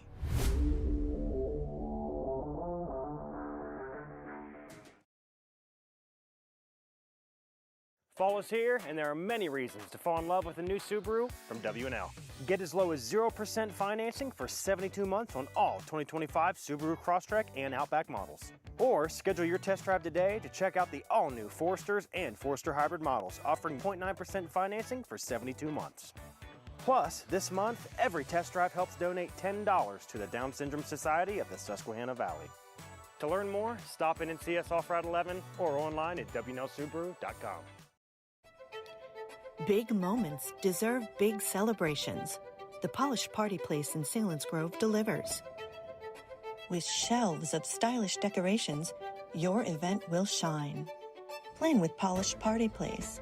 Custom themes and flawless details. Here or wherever you are celebrating. Weddings, showers, receptions, graduation parties, birthdays, and so much more.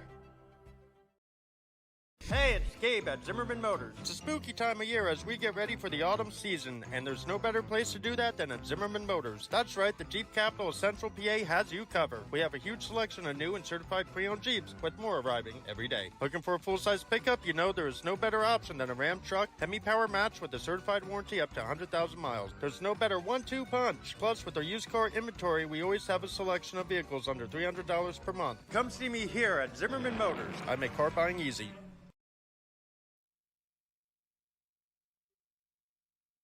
Welcome back to the Liberty Basement Systems halftime show as the Danville Ironmen marching band entertaining a crowd on a chilly night here at Harold L. Bullock Memorial Field. Selinsgrove trailing at halftime 14-0 to the Danville Ironmen. Take a look at the numbers before we talk about candidates for the Schmokadam Health Center backbreaker play of the game. Selinsgrove 2 first downs, 59 yards rushing, 19 yards passing, for a total of 78 yards in that first half for the Seals. For the Danville Ironmen, 10 first downs, 97 yards rushing for 189 yards of offense, 189 yards passing for a total of 276 yards of offense for the Danville Ironmen. A turnover situation, Selinsgrove with 4 and Danville Ironmen with 3. A lot of turnovers in that first half, led by a defensive back for the Seals, Peter Scorzone. 3 interceptions in that first half alone have kept the Seals in this game. Penalties, Selinsgrove 2 penalties for 20 yards. The Danville Ironmen 5 penalties for 45 yards. Individually, Rout, the senior quarterback for Danville, 10 for 17, 189 yards, 2 touchdowns, but he does have 3 interceptions. His main target, Harvey, 5 catches, 109 yards and 2 touchdowns. Simpson has 5 catches for 80 yards for the Danville Ironmen. In the rushing department, senior quarterback Rout, 9 carries for 46 yards. Kehoe, 5 carries for 43 yards. For the Seals, Amato ended up 0 for 1 and then was injured and had come out of the game. Thompson 2 for 6 filling in for 19 yards, and he did have 3 interceptions for the freshman quarterback. Fordyce, 1 catch, 10 yards. Bettle, a catch for 9 yards. In the rushing department, Thomas, 10 carries, 67 yards, 55 of them coming on 1 run by Isaac Thomas. Just Maria, 4 carries for -3 yards. Hollenbach, 2 carries for -4. Bettle, 1 carry for -1 yard. Again, total offense in that first half, Seals just 78 yards. The Danville Ironmen 276. Taking a look at the stats from that first half. When we come back, we'll talk about Schmokadam Health Center backbreaker play of the game candidates and give you some other updated scores right here from Harold L. Bullock Memorial Field. Selinsgrove trailing 14-0 to the Danville Ironmen. This is the Liberty Basement Systems halftime show on Eagle 107, eagle107.com, and on the SBC Sports Live YouTube channel.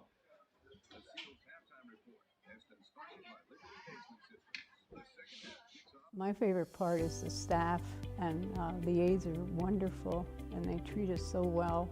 We're always doing things, playing games. I think they're playing volleyball right now. I love Nottingham. It's the 3rd nursing home I've worked at. Nottingham truly treats you like a family. They really are concerned with what's going on with you. There's nothing like being with the residents. I mean, you're a part of their lives now. You actually become part of their family on more than one occasion. Buy the best pre-owned vehicle from the area's #1 certified pre-owned Ford dealer, Selinsgrove Ford.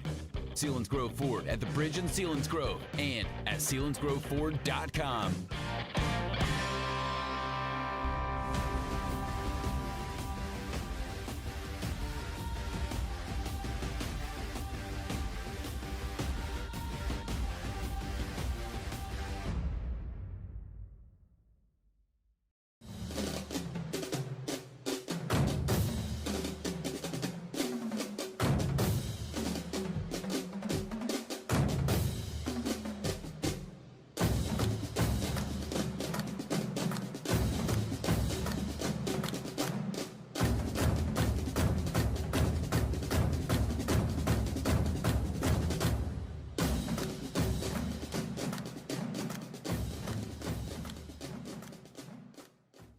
Time to do something a little different with your financial life? At Service First, we take pride in being anything but typical and helping our 47,000 plus members achieve their financial goals. At Service First, we're celebrating 50 years of being friends you can bank on. Become a member today.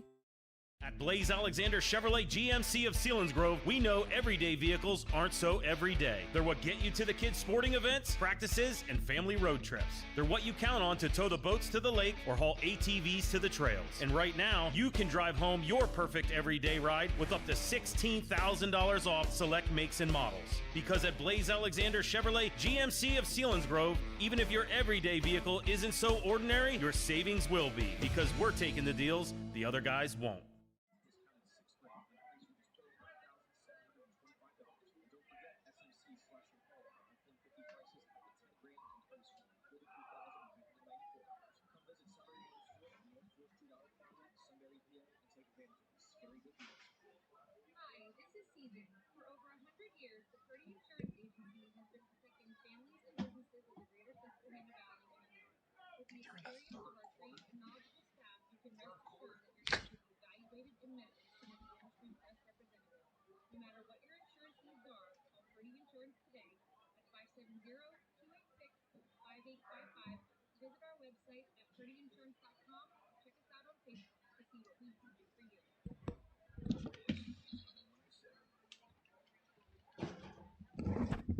Welcome back to Harold L. Bolick Memorial Field. Pat O'Brien, Ryan Brandt, as the Seals see themselves trailing 14-0 halftime to the Danville Ironmen. Talk about big plays in that first half, and after a lot of screaming and hollering up here in the booth between me and Ryan, I went out again. Once again, he wanted an onside kick. No, that wasn't this game, but I won out, and it's the 99-yard drive right now that stands out as the Shamokin Dam Health Center backbreaker play of the game. It's the candidates, the top one. So again, that is standing atop of all the other big plays in that first half, unfortunately, coming from the Danville Ironmen, who lead 14-0. We'll keep an eye on other candidates for the Shamokin Dam Health Center backbreaker play of the game. Updated scores, interesting ones, as Southern at halftime against Chickalimi leading 28-21. Mifflinburg, not surprising, leading 20-0 over Lewisburg Green Dragons. Warrior Run all over Milton at this point, leading 21-3. That one is at half. But the one we're keeping a close eye on is the Coal Bucket game, as Mount Carmel leading Shamokin 14-7. That is in the third quarter. And again, we'll keep an eye on those games. Ryan, you pointed that out to me just moments before we went back on. We talked about anything could happen in this day and age, and you're talking about Mount Carmel team that's not necessarily living up to what they wanted here in 2025. But boy, getting a win against Shamokin is always huge, and if they could do that to salvage their regular season, that would boost them going into postseason play. You know, we talked about before the game, and I'll be honest, I didn't believe it. It's unreal. If they can hang on to that will be a massive, and that rivalry game, Mount Carmel will be going crazy. Well, here, Selinsgrove trailing at half, 14-0. They will be kicking it to the Danville Ironmen to start the second half. Doing senior spotlights tonight. Senior recognition, number 69, offensive defensive lineman Griffin Voss. Role player, started and saw significant snaps as a senior year at guard and defensive tackle. Senior spotlight, Griffin Voss. Return man for the Ironmen. Has a lot of room to the 35-30. Up the left sideline. Got one man to beat. Not going to be able to. And he's driven out of bounds on the far side. Good saving tackle by the Seals. Making the stop to avoid what could have been a kickoff return by the Seals. Yeah, Neidig by the Danville Ironmen. Neidig got in. Big tackle there, because if he doesn't make it, it's a touchdown to open up the second half. Danville does have nice field position, though. As they cross midfield to get it to the Selinsgrove 47-yard line, leading 14-0. They'll come out in this very familiar formation with trips. This time, trips to the right for Raup. Kehoe went out of the game after a big hit. Let's see if he is returned to the game, and he has not. Slant this time goes to Simpson. He makes the catch, gets away from 2 tackles, but then is finished off. Coming up and making the play for the Seals is Hackenberg, a freshman, making the stop for the Seals, but it is a 6-yard pickup, 2nd down and 4 for the Ironmen. That's those short passes. That's where they've had the success. Just quick, short passes. Sometimes they were able to turn them upfield and get extra yards. Not so much there, but I like to see Danville throw down the middle again. Yeah. That's where the Selinsgrove defender has been wide open. Trips to the left. Rout's going to go left. Gets it out. Catch is made by Harvey. He's been the star receiver tonight for Danville as he makes the catch, gets inside of the 35-yard line to the 33-yard line. That'll be enough for a first down for Danville. And they just ran the exact same play opposite side, so they definitely had that discussion at halftime. Official puts the game clock back in play after a first down pickup. 1st down and 10 for Danville. First possession of the second half. A good start for Danville. The kickoff return. They now have it inside the Seals' 35-yard line. Long count by Raup. Gets the snap. Fakes it. It's a design run.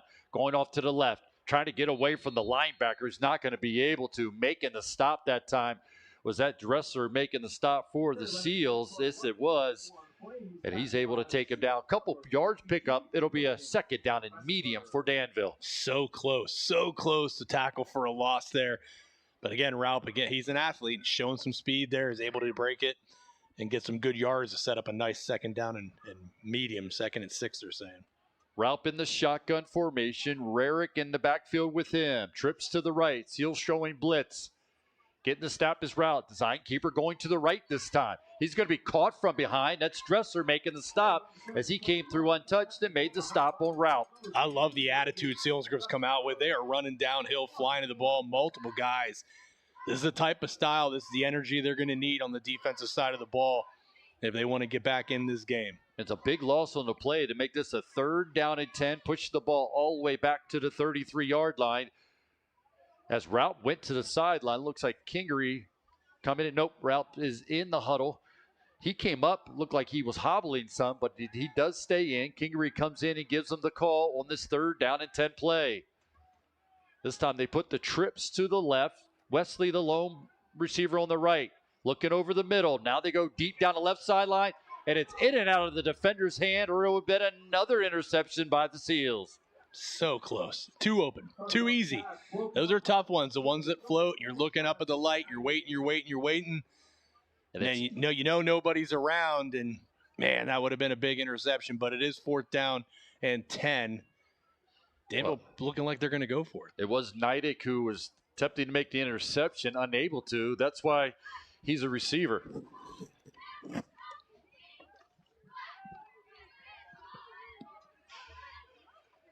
They will go for it. 4th down and 10. Lighter moments. Trips to the left. Get rid of it. Intended for Kingery, and he's blown up on the coverage, and that's going to be a turnover on downs, and Kingery is going to be slow to get to his feet. Just great stance there by the defense. You know, the second half opened up with a big kick return, got the field switched right away, and this defense just stood up and held Danville and able to get the turnover on downs, and pretty nice field position for the Seals. They're going to start with it on the 33-yard line.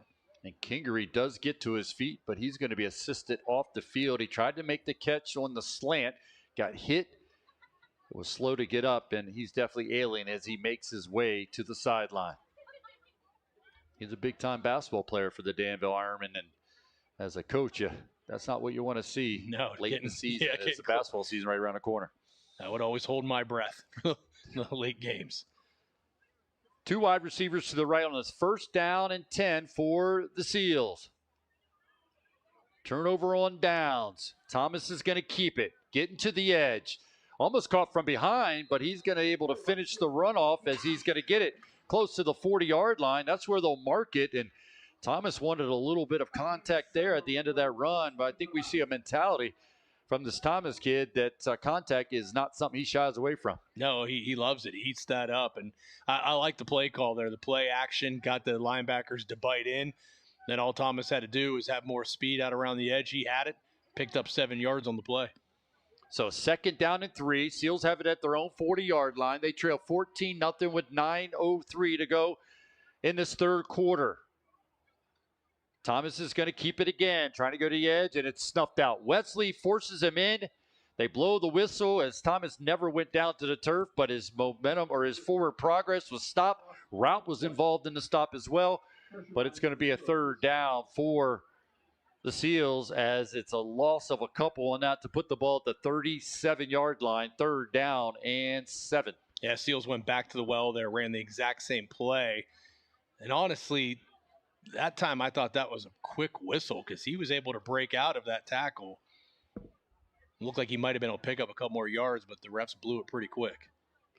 Looks like it's more like a 3rd down and a long 5, short 6 for the Seals. Wide receivers to each side. Thomas getting the snap, looking to throw the slant. He's got a man making the catch, and that's going to be a 1st down pickup as that pass went to score zone, making the catch. Freshman finds the sophomore receiver for the 1st down for the Seals. That was a beautiful pass, a real good route. Scorzone's able to get inside of his man on the slant. But more importantly was the time and the space that Thomas had to make that throw. Offensive line did a great job. Seeing a little bit of a wear down maybe on Danville's defense. A lot of guys right now with their hands on their hips. So 1st down and 10 for the Seals at their own 49-yard line. They trail 14-0. Danville stacking the line of scrimmage. Thomas is going to keep it, rolling to his right, retreats, going the wrong way, and he's going to be caught, and again, just slammed to the turf. Wesley involved in the stop on the far side. Also, number 4 in on the stop, and that is Girardi as Thomas is up on the far side, and he's going to be slow to get up again. He was hit hard by 2 defenders for the Danville Ironmen. Well, that's 3 times in the last 4 plays. The Selinsgrove's run the same play, just play action. They fake the handoff and try and get Thomas rolling out around the edge. I didn't see how many guys or who got downfield. I was kind of hoping maybe he just throw that out of bounds. But he takes the hit and the loss there. It's going to put Selinsgrove to 2nd and 19. But more importantly, hopefully Thomas is okay. He can get up, come off for a play, maybe get back in there. Senior spotlight. We move to number 60, offensive defensive lineman Micaiah DeBasquez, a role player who contributed to the team, a valuable member to the Selinsgrove Seals. Again, senior spotlight, number 60, offensive defensive lineman Micaiah DeBasquez for the Selinsgrove Seals. As Thomas gets to his feet, walking under his own power, he's going to make his way from the Danville sideline over to the Selinsgrove sideline. So it looks like Neidick is taking snaps from Owen Hoffman as he'll come in as the 3rd quarterback. Just joining us, Rocco Amato was hit hard in that first half. He came out of the game. Thomas came in, filled in for him, and right now he is making his way to the sideline after taking a big hit on the Danville sideline on that last play. Neidick will have to line up as the quarterback, the 3rd quarterback for the Seals. Thomas is going to go right to the bench, being checked out by the medical staff right here in front of us. Hope he's okay. So 2nd down and long. Ball sits at the Seals' 40-yard line, calling it 2nd down and 19 after the big loss on the play. Receiver looking at his wrist again. I would assume this is a pass play. Well, Neidick is going to go under center on an I formation, looking over the defense. No time left on the play clock. And is that going to be a delay of game for the Seals? And it will be. a delay a game against the Seals. Neidig walked out, looked like he was going to make the call, and then stepped away from center, started again, looked around, and he gets the penalty called against him, and it's going to be a walk-off. Now they're changing it up. Now they're going back. The Downs man is going back, and he's going forward. The ball's back up at the 40, so after a little dance by everybody, we're back at the 40-yard line. Now there's 15 seconds on the play clock. Neidig is going to walk up behind center. And we're going to get some movement.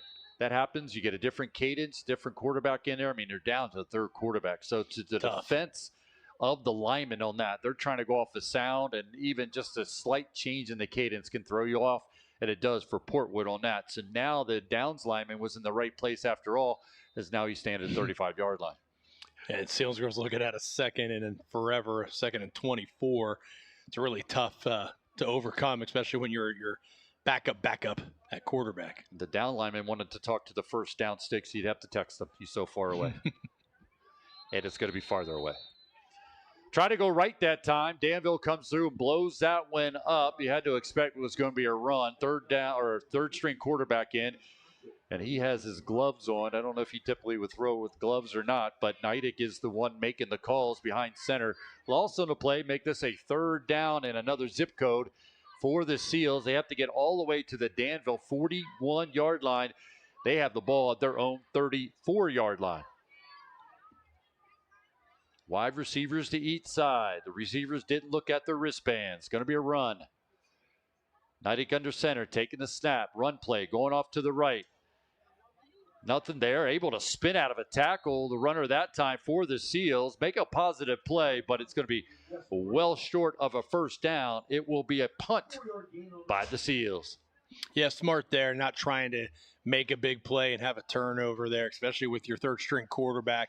Run the ball. Get your punt team out there. They've had some pretty good success with the punts tonight. This is a field position battle in a low-scoring game.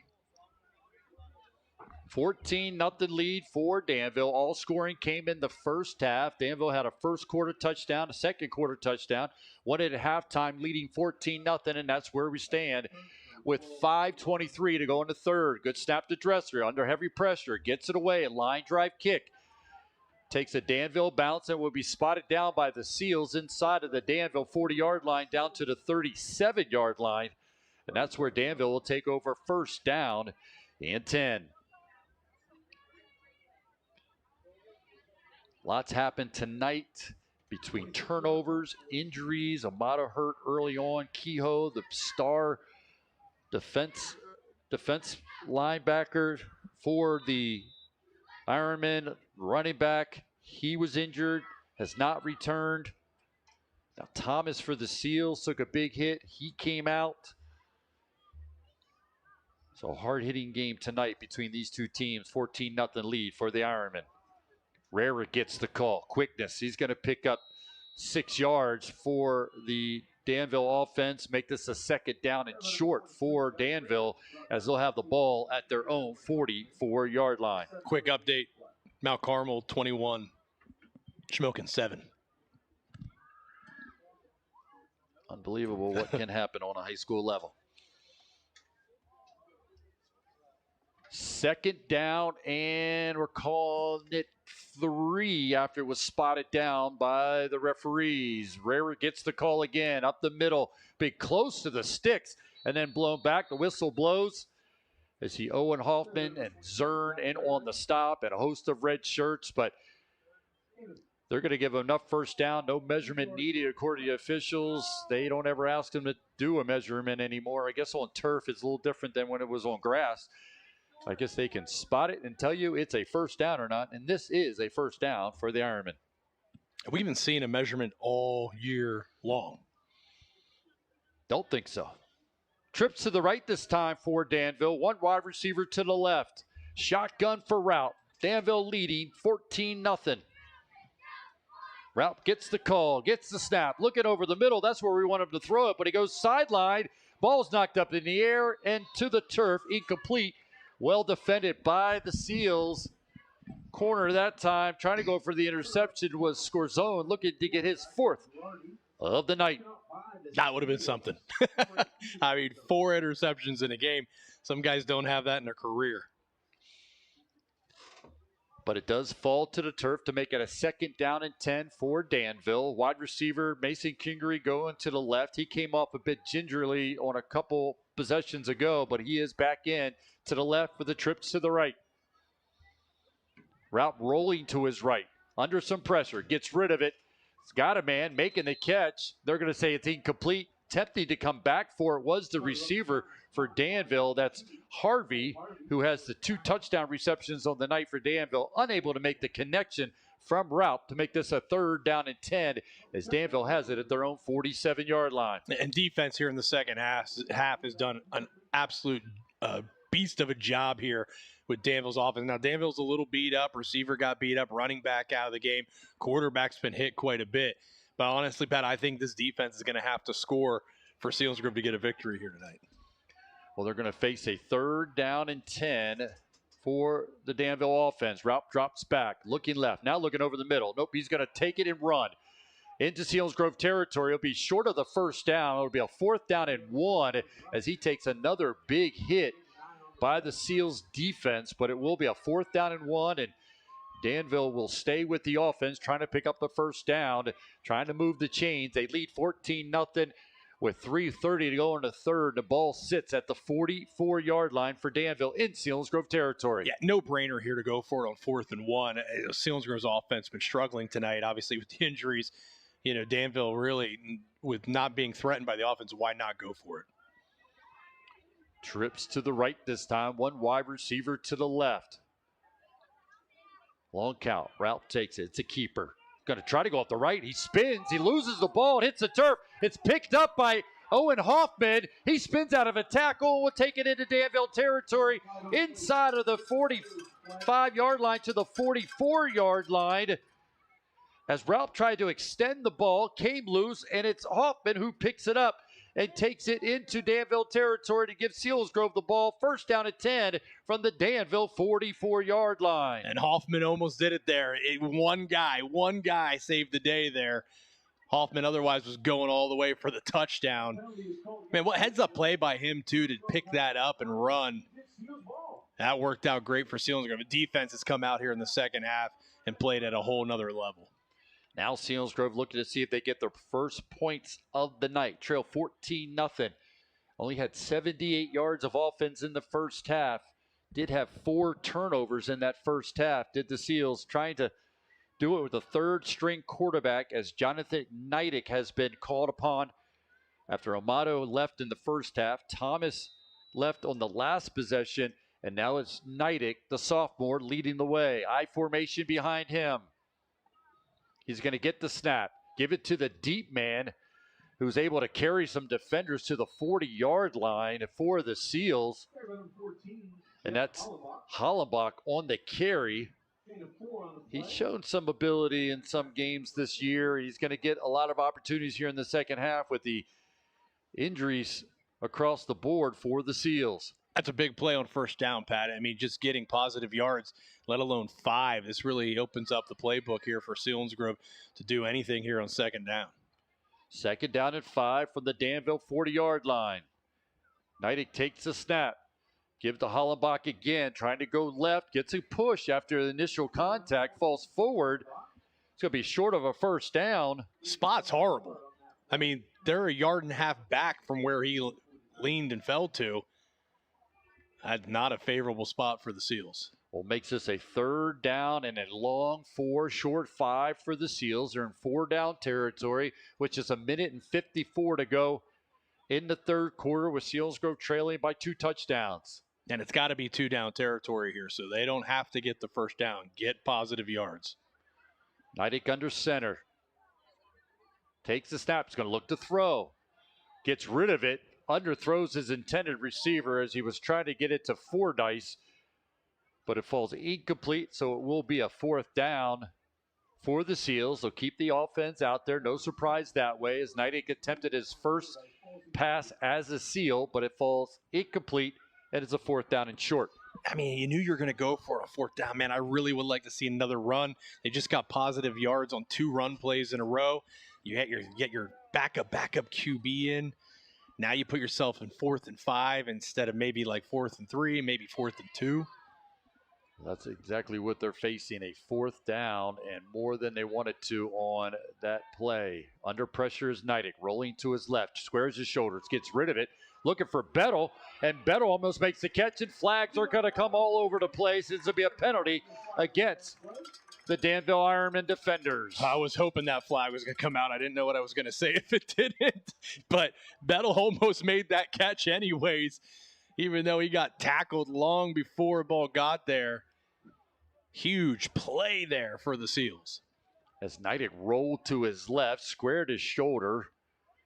Is a baseball player. He's got a nice arm. His dad is the head coach of the baseball team, so that's in the genes. So he used that ability that time to get that pass off, and as you said, almost completed the Bettle, even though he was draped by a defender. 2 wide receivers will split to the left for the Seals. 1st down and 10 at the Danville 24-yard line. Neidig takes the snap, gives it to the deep man, Hollenbach, nothing there, and he is just blown backwards and taken to the turf as Hollenbach is just a freshman at 5'8", 165 pounds, but it'll be a 2nd down and 10 for the Seals. That's okay there. I like the play call. Make Danville have to stuff the middle of the field. It's going to make it a little easier if you do roll out with the quarterback. Also, right now, it's all man-to-man, one-on-one coverages with these receivers. I mean, you can take a shot here, probably get a guy even streaking across the middle. No safeties. Everybody within 5 yards of the line of scrimmage. Neidig walks up behind center. Owen Hoffman gets the snap. 5-step drop, looking, trying to throw it to the right side, and he's going to be able to see the Seals receiver get tripped up again. This is Raup who trips him up, so it'll be another penalty against Danville. Neidig slow to get up there. Is that Neidig there? Neidig is over there talking to Oh, no, Coach nine, Bastion. sorry. Just Maria. Just Maria is floating. He's a little banged up as well. He got a little banged up earlier in the game where he got up and he was holding his hip. So he's trying to fight through a couple injuries in this game. He stays on the field as Neidig gets the call from the sideline. So 2 defensive penalties by the Danville defense, and it gives the Selinsgrove Seals a 1st down inside the 15 down to the 12-yard line. 1st down and 10 for the Seals. 40 seconds to go in the 3rd. Selinsgrove trailing 14-0. 2 wide receivers split to the left. Run the same pass play. Again, no safeties. Neidig under center. Calls out the signals. Gets it to the running back. Going left. Hollenbach trying to stretch it to the 10-yard line. He gets bent back awkwardly, but will pick up a couple yards. Make this a 2nd down and 8. And Selinsgrove can let the 3rd quarter run out if they so choose. Is there no horse collar in high school football? I don't think so, actually. Because that's the second one I saw tonight. I know I haven't called, so maybe they figure they're young and they can bend all weird ways. That did not look comfortable there. That would have ended me. I think it did, and you didn't even get tackled. It hurts. I can feel it. 2 wide receivers to the right. That's the end of the 3rd quarter. Selinsgrove flip side of the field. They have their biggest threat of the game, trying to cut into the Danville 14-0 lead. We'll come back, have the 4th quarter for you. This Selinsgrove football presented by Selinsgrove Ford on Eagle 107, eagle107.com, and on the SBC Sports Live YouTube channel. Since 1915, 5 generations of Sunbury Motor Company have been offering you a better buying experience. With new vehicles from 3 trusted brands and a selection of qualified pre-owned vehicles, we'll make sure you drive away in your dream vehicle no matter your budget. So what are you waiting for? Visit one of our showrooms or check us out online today and join over 100 years of satisfied customers at Sunbury Motor Company. High school football season is here. Cheer for the Seals with us at the Selinsgrove Dairy Queen. There's no better place to celebrate. We have your favorite eats and treats from burgers to blizzards. And don't forget our ice cream cakes. Selinsgrove DQ Grill and Chill for the win. Go Seals.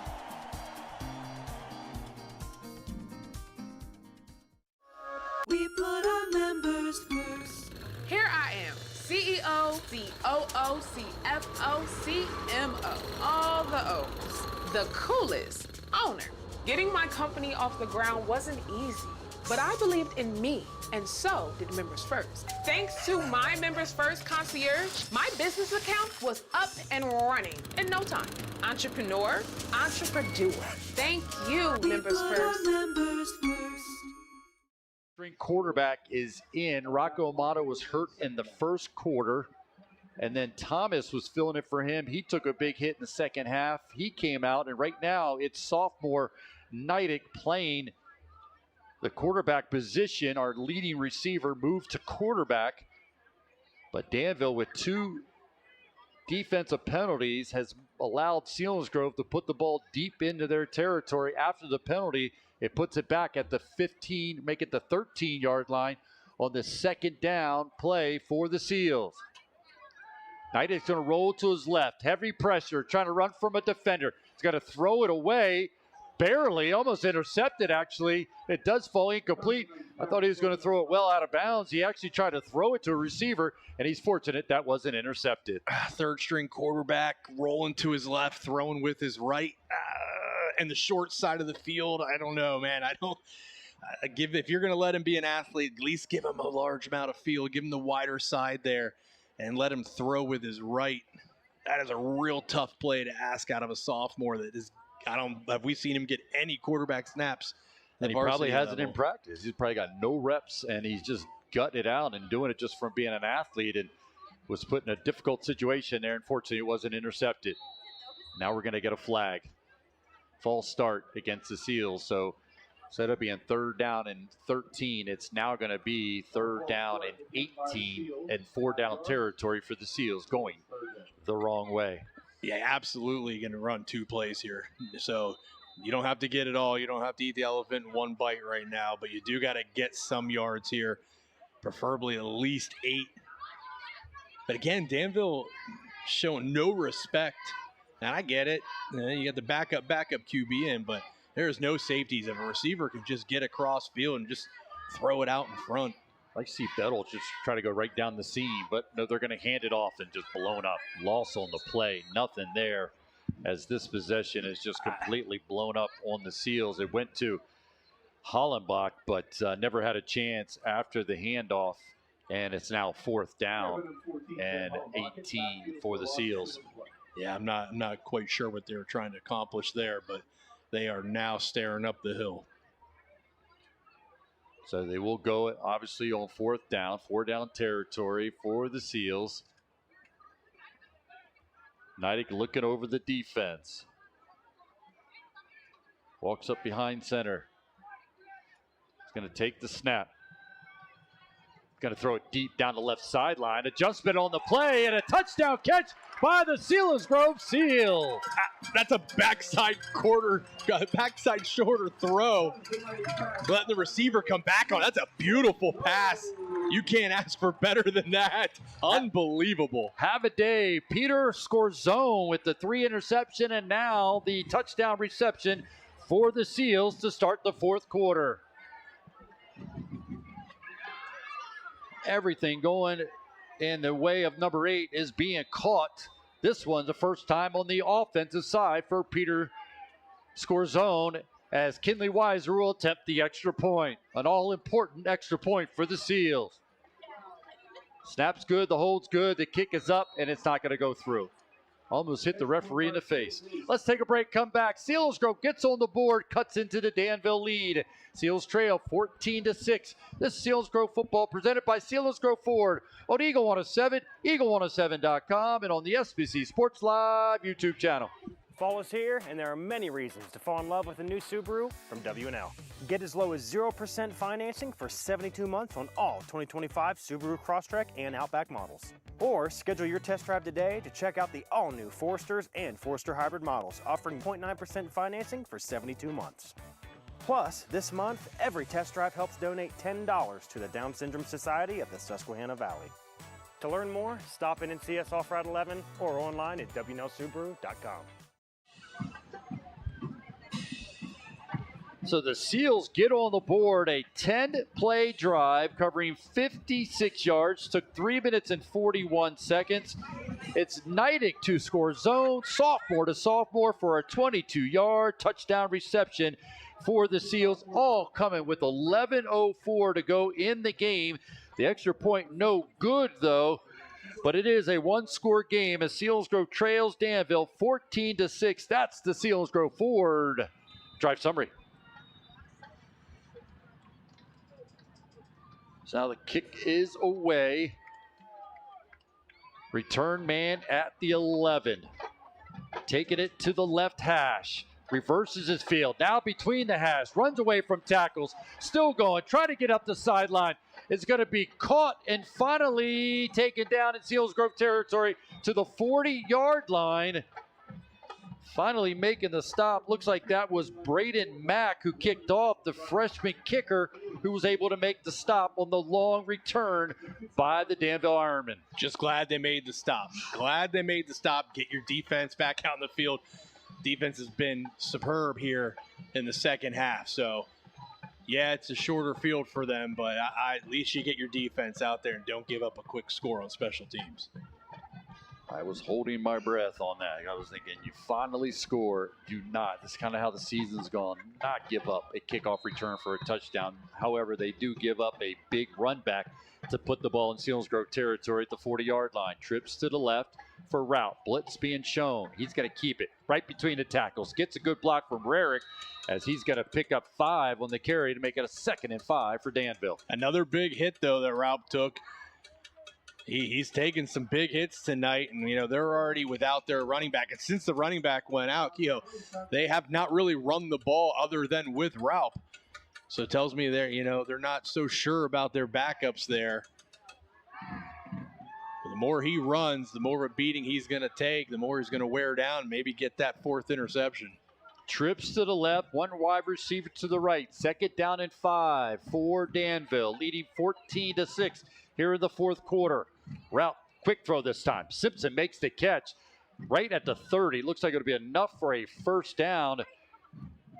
As scores zone in on the stop along with Dressler, but it will be enough for a 1st down for Danville. Updated score as Southern Columbia starting to pull away from Shikellamy, doubling them up, leading 42-21 in the 3rd quarter. And Mount Carmel leading Shamokin by 7, 21-14, also in the 3rd quarter. This time the trips will go to the right for Danville. Wesley will be on the left. Long count by Route. Going to keep it. Using his speed to get to the edge. Cuts under a defender. He's going to be stopped right at the 25-yard line. He's going to pick up 5 to make this another 2nd down and 5 for Danville. South Williamsport leading Northwest area 55-0. Montoursville handling Loyalsock 38-7. Some updated scores of other games going on. Jersey Shore leading Central Mountain 63-13, and Lime Mountain blowing out Susquehanna 55-0. Here it's a 14-6 lead for Danville. Danville got the first 14 points. Selinsgrove just scored to cut into the lead. Raup keeps it again. It's going to have another 1st down. Looks like a fumble. There's a scramble. Selinsgrove saying they have it. No official call yet as they're looking down on the field. Look like they're going to blow it dead. Yep, they're going to say he was down. And the coaches on the near side for Selinsgrove not happy as Matt Wimrick is walking out. Now they're trying to say, was it short of a 1st down? But it's going to be not only Danville ball, but it's going to be a 1st down inside the 20. This official dropped his beanbag is what they were screaming about. The official on the near side actually dropped the beanbag to say it was a fumble, and they were pleading with him to go out and... Yeah, and then he put palms up and shrugged his shoulders. Always like to see that. So Danville able to come away with it, saying they were down on the run. Raupp's going to keep it between the tackles. Blake Dressler in on the stop. He's going to pick up a couple. Clock continues to run. 8-point lead for Danville. Some extracurricular stuff going on until finally Owen Haltman steps in. I think it's Madowry who is being pushed away from a crowd. No flag thrown. So it's a yard pickup, 2nd down and 9, 7:35 to go. A touchdown here would be a crushing blow to the Seals as they had just cut into the lead to make it a one-score game. Clearly, Danville doesn't want to throw the ball right now and doesn't want to hand the ball off. It has been all Raup right now running the ball. In the backfield with them is Kirscher, but they're going to throw. They were trying to get it out to Wesley, unable to make the connection, falls incomplete. So it will be a 3rd down and long for Danville. I think there should have been a holding call right there. Again, Selinsgrove guy busting through the middle, and he's just grabbed and drugged to the ground. But not the case. But it is now 3rd and 8. This is a big play.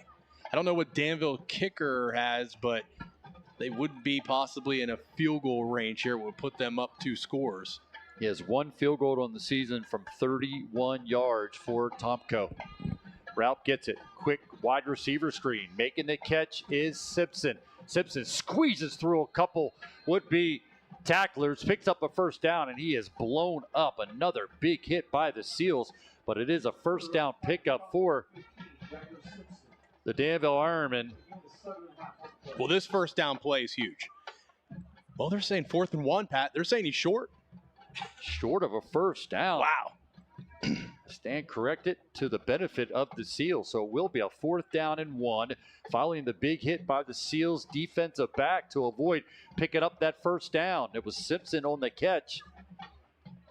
Looks like Danville might take a timeout. There's only 5 seconds to go on the play clock, and they are not out of the huddle. And they will. They'll take a timeout. We'll take one with them. Selinsgrove trailing 14-6 with 6:27 to go in the game. This Selinsgrove football presented by Selinsgrove Ford on Eagle 107, eagle107.com, and on the SBC Sports Live YouTube channel.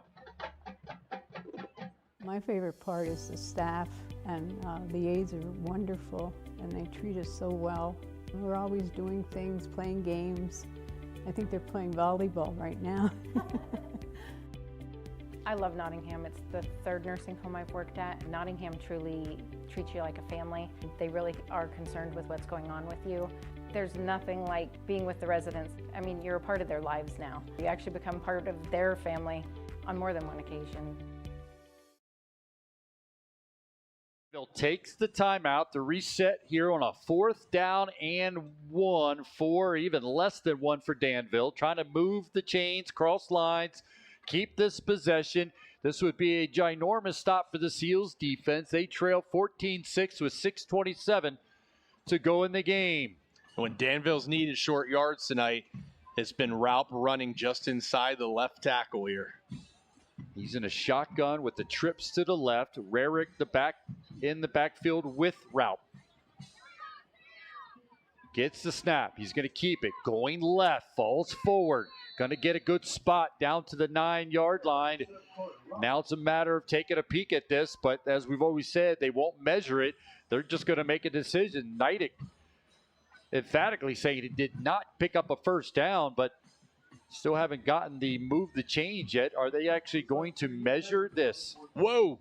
This is a first. They are actually going to measure to see if this is the 1st down for the Danville Ironmen. This becomes a ginormous stretch of the chain. Mount Carmel's leading, and we're getting a measurement in the same night.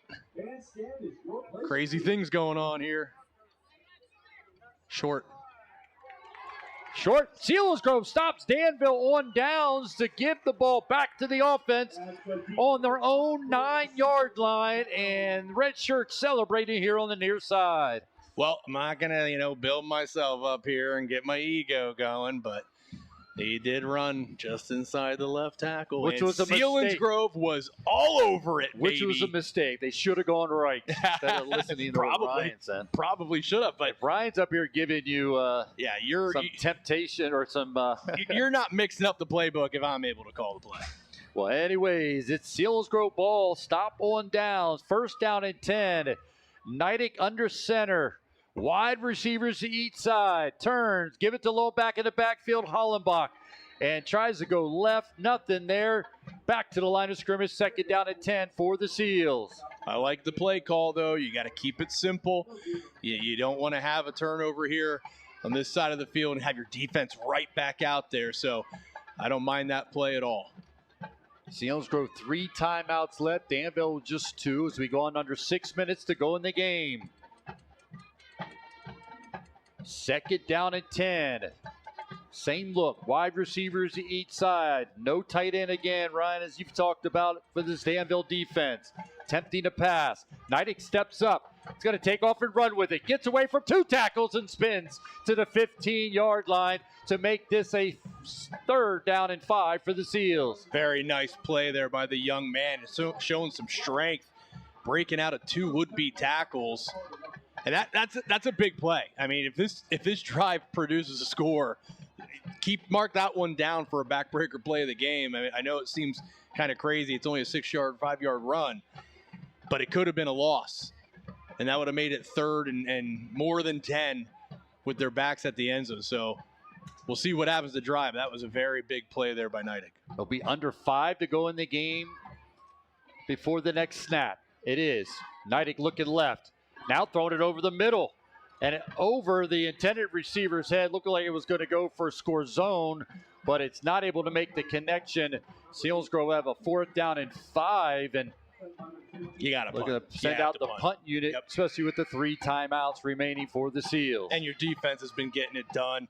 Danville's only offense so far here in the 4th quarter is just run the ball with Ralph. They have hit a couple short routes, but for the most part, they're running with Ralph. They're one-dimensional right now. Selinsgrove going to be asked for good punt coverage here as Dressler will go back. There's only 9 seconds to go. You can't use a timeout here and waste it with only 4 seconds to go. Now we're at 3, and they're going to throw a flag because of personnel issues. I don't think I've ever seen so many special teams penalties and timeouts needed as I have over the last couple years. Yeah, but we'll take that one there because we didn't want to burn a timeout. No, but move it back a couple. Neither one is good. You definitely don't want to take the timeout, but you lose 5 yards, and now the return guys move up to the 40-yard line in Selinsgrove territory, hoping that a backup punter, Dressler, can get off one of his best punts all year long. Looking for a good snap first and foremost. He does. Heavy pressure. Gets it away. Return man's going to make the catch at the 30, and he's going in for a score. He's got 1 man to beat. Gets to the pylon. Touchdown, Danville.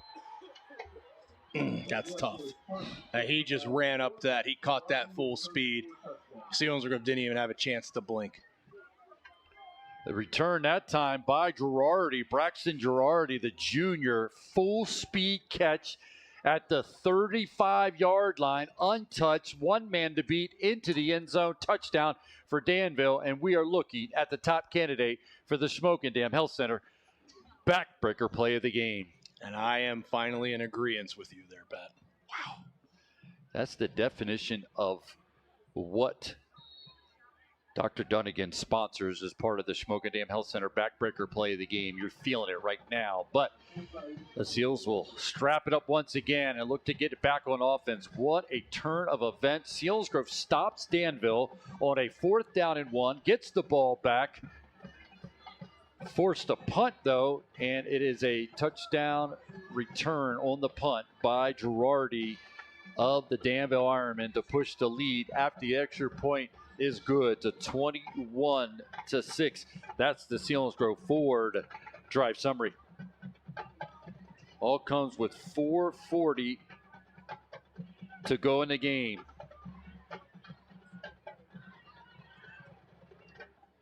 Checking our other scores as the main one now that we're keeping an eye on just out of interest. We still have it as Mount Carmel leading Shamokin 21-14. Tomko will tee it up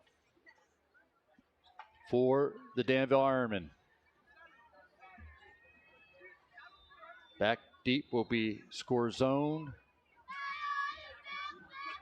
Looking for this return. It's going to hit the turf and be picked up at the 8. Coming back the other way between the hash. Hit, slam to the turf. First down and 10 for the Seals from their own 20-yard line, trailing 21-6 to the Danville Ironmen. Well, here comes the passing attack, Pat. This is where it gets interesting. You got to score quick. Still got 3 timeouts, the Seals do. First downs will stop the clock. Obviously, getting out of bounds as well. I think this is where you're gonna have to be aggressive downfield. Maybe Jake Bettle streaking down the middle. Forcing your third-string quarterback to try to come up with another touchdown pass, as Neidig had for the Seals as a lone scorer on the night. Neidig drops back. Quick throw. Off the turf is Scorzone and makes the catch at the 24-yard line. He slipped in the turf, hopped back up to his feet, able to make the catch for a 5-yard pickup. Impressive, because he lost his footing, went down, but man, got right up and snagged that ball. Good 4 yards. 2:40 to go in the game. Mount Carmel leading 21-14, but Schmoken has it at the 22-yard line. Dropping back is Neidig. Pump fakes, now rolling to his left. Thinking about throwing it, being chased, and finally gets rid of it. Had a man behind the defense for a half second. I thought that's who he was going to, but he was throwing it well out of bounds. Get Neidig credit. Trying to keep that alive, but he throws it out of bounds, so it would be a 3rd down and 5 for the Seals. Yeah, it was heads up, but he didn't feel comfortable trying to get it there. He was a little bit open. It wasn't like he was crazy, but that's why I thought it was going to at first. Schmoken with just 1 timeout to go, 2:25 to go in the game, trailing by 7. They have it at the Mount Carmel 13-yard line. Wide receivers to each side here for the Seals. 3rd down, we're calling it 6. They have it at their own 24-yard line. Neidig in a shotgun, taking the snap, being pressured out of the pocket, gets rid of it. Catch is made, so short pickup, won't get the first down. So it'll be a 4th down and 2 for the Seals to try to keep this drive alive. They'll keep the offense out there with 3:45 to go in the game. Might be okay to use a timeout here. They're not going to. Neidig gets it, gets rid of it. It's got a man, makes the catch as a 1st down pickup. Is that Scorzone making the catches along the opposite side? Man, Neidig's throwing the ball very nicely right now, man. He is throwing darts, and he's on the money. Very impressed for this guy being the backup QB. Fordyce is the one who made the catch as Neidig gets rid of it again. Look at an adjustment. Catch is made by Scorzone. Scorzone into the open. He's got 1 man to beat from behind. Gets rid of 2 guys. Still going all the way down to the 9-yard line. And hurry it up right now. Danville's tired. They're spent.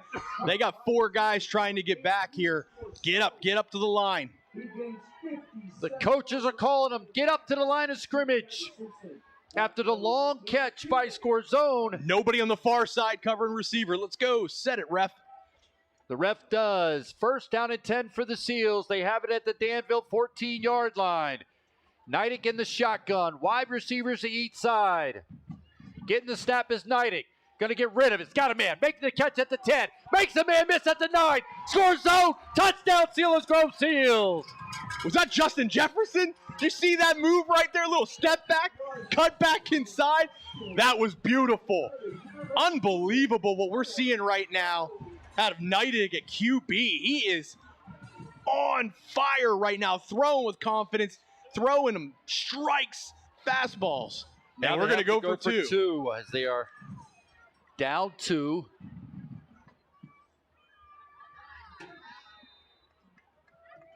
Go for 2 here, obviously, to be down 1 touchdown. It's now 21-12, trying to make this a 1-score game. Wide receivers to each side. Neidig stays in the shotgun. Tight end to the right. Getting the snap is Neidig. Being pressured out of the pocket. Rolling to his right. And he's going to throw it to the back of the end zone. There will be a flag on the play. Holding against the Seals. Yeah. Be a holding call. Obviously, they'll be able to decline that. And Neidig did the right thing there. There was really nobody open. He actually made a really nice throw, but the coverage was there. Give Danville credit. Well, here comes the onside kick. That's what's coming up next. And if it's the guy who's been filling in, Braden Mack, the freshman who came onto the team midway through, will have to try to kick an onside kick with 2:54, but you do have 3 timeouts, so maybe you don't have to go with the onside kick. 2:54 though, Pat. You need It'll 2 be scores. I mean, the way your defense has been playing, you don't worry about the field position, True. I think, right now. No, that's a good point.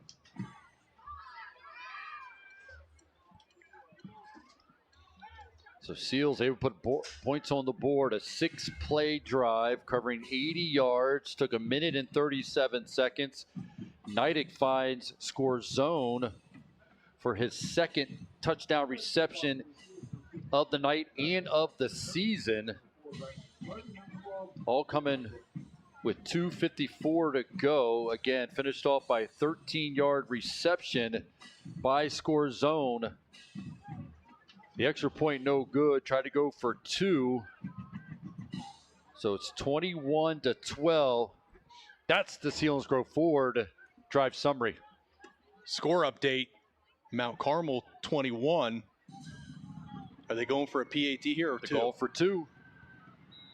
And he's going to get stopped as Mount Carmel holds Shamokin from a 2-point conversion with 58 seconds to go in that game. Dressler will onside kick. Looking for a big bounce. It does. It's loose. It's a scramble. Oh, so close. As that was number 62, Aiden George. It's actually exactly what you want on an onside kick is get that bounce at the last second. Selinsgrove had a chance, but it was Aiden well George. executed, though. That was beautiful. And it's Dressler who was doing it. The linebacker, the lineman, the everything for the Seals trying to come up with a onside kick was all so close. Recovered, though, by Danville. And Coach Kaiser telling his guys, try to strip the ball. Hold them up and try to strip the ball as they're down 2 scores, trailing 21-12. Handoff this time goes to Girardi, or Rarick, excuse me. He's going to just get, actually, he's going to end up getting about 4 to make this a 2nd and 6. They'll quickly use a timeout with 2:49 to go in the game. Caught us all off guard there. They handed the ball off to somebody. Route was not to the runner that time, as you said. So there's a timeout on the field. So, yeah, we'll keep updated. 58 seconds. Talk about an onside kick. So Shamokin will have to do an onside kick with just 58 seconds to go. Mount Carmel leading 21-20. Shamokin has it teed up. It looks like there might be a timeout taken before they try to kick the onside kick. Mount Carmel trying to knock Shamokin off. And even if First Shamokin time all year. If Shamokin does get the onside kick, they have no timeouts. It'll probably be right around 55 seconds. Keep an eye on that one for sure. For here, it's a 2nd down and 6. Selinsgrove takes the timeout. They're on defense, trying to get a stop here. They're down 2 scores, 21-12. Trips will go to the right. I think this will be all handoffs. Maybe this time going back to route, or does it stay with Rarick? We'll see on this 2nd down and 6 play. It will go to Rarick off the left. Bulling his way, short of a 1st down. And a timeout will be taken by the Seals as he's able to take the ball inside of the 45-yard line to the 44-yard line as Owen Hoffman completely punched at the ball to try to knock it loose, unable to. So Seals have to take that timeout. So, Pat, if you're Danville, you run the ball here, you don't get the 1st down. Do you go for it on 4th? I mean, you're up 2 scores. Do you go for it on 4th, or do you actually punt the ball? You end the game if you get it on 4th down. I mean, obviously, first, Selinsgrove's got to get the stop here on 3rd and 3. But let's assume that happens, and let's say it's 4th and 1.5. Do you go for it if you're Danville? I think they'll go for it. I would punt it myself, but I think they're confident enough in their athleticism, athletic ability of route, or where Rarick has done. Remember, Kehoe is not in the game. He was knocked out.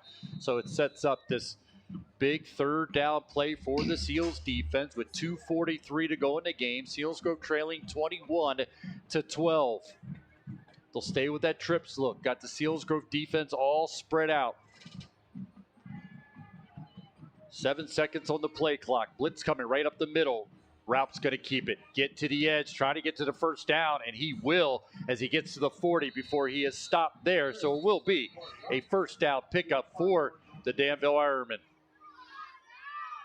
Our senior spotlight takes us to number 58, offense and defensive lineman Jack Peters, 4-year starter who has played defensive line his senior season after playing linebacker in previous years, ends up with 52 career tackles, 3 tackles for loss, and 2 sacks. Senior spotlight, number 58, offense and defensive lineman Jack Peters. So Danville does get the first down. They have it at the Selinsgrove 39-yard line. This one's going to go to Rarick. Up the middle, caught from behind, picks up a yard and a half to make it a second down and long. Clock goes under 2 minutes to go in the Selinsgrove season. Danville won't have to hike it to about 1:36. That would then be on a stop, would make it third down. Selinsgrove would probably use a timeout there. And Schmoken did get the onside kick, and they throw it deep over the middle and got a completion all the way down to the 15-yard line for the Schmoken Indians. They are a field goal away from possibly winning the game over the Mount Carmel Red Tornadoes. This could be a keeper by Raupp. Dragging defenders inside the 35, down to the 33-yard line. Clock winding down at Shamokin. Kent Memorial Stadium, 45 seconds to go. 21-20 lead for the Mount Carmel Red Tornadoes. They have it at the Red Tornado 10-yard line. They have no timeouts remaining. We have a timeout here at Selinsgrove. This could be Steele. Takes it for Shamokin down close to the 6-yard line. Standing room only at Kent Memorial Stadium. Shamokin trying to stay undefeated on the season. Why is the clock stopped? I thought they had 0 timeouts. Looks like they must have had something left, or Mount Carmel wouldn't take a timeout, would they?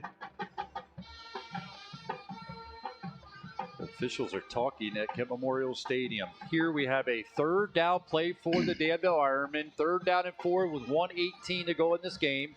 Selinsgrove trailing 21-12. Clock is running now at Kent Memorial Stadium. It did stop for some reason. Smoke goes a handoff and into the end zone for the Schmoken Indians. Unreal. Well, that ruined my night. 3rd down play here for Danville. Raupp in the shotgun formation. Play clock at 5. He's going to keep it. Makes a man miss in the backfield. Drag a defender to another first down. And that's going to wrap things up here. They'll go into the victory formation as Raupp gets up. Man, he's a warrior tonight. He's taken a lot of big hits and continues to come. And he's able to pick up a first down that will wrap things up here from Harold L. Bullock Memorial Field.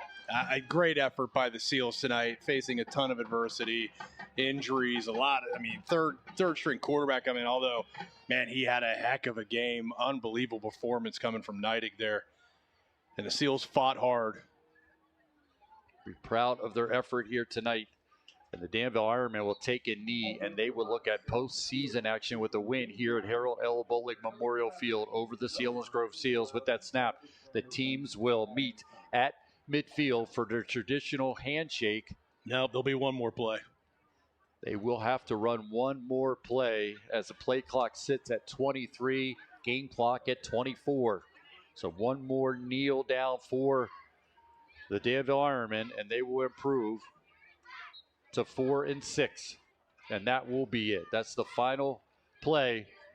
And now they'll meet at midfield for the handshake as Selinsgrove Seals fall to 1-9.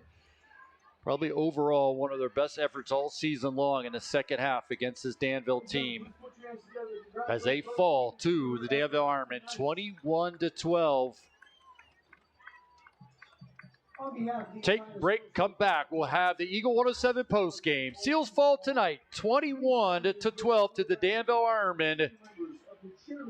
We'll give you the scoring recap, other scores of other games going on, plus the stats, all part of the Eagle 107 post game show. Selinsgrove fall tonight, 21-12 to the Danville Ironmen. This is Selinsgrove football, presented by Selinsgrove Ford on Eagle 107, eagle107.com, and on the SBC Sports Live YouTube channel. My schedule's so full. How am I going to find time to go grocery shopping? I can help you with that. How can you help? With Wise2Go online ordering, you can do all of your grocery shopping while finishing up your morning coffee. And pick it up when I have my afternoon coffee? Wise2Go is so convenient. I love it. Skipping the store and skipping the lines leaves you with time for the more important things in life. Like more coffee? More coffee? Thank you so much. Yeah, more coffee. Let's hit it.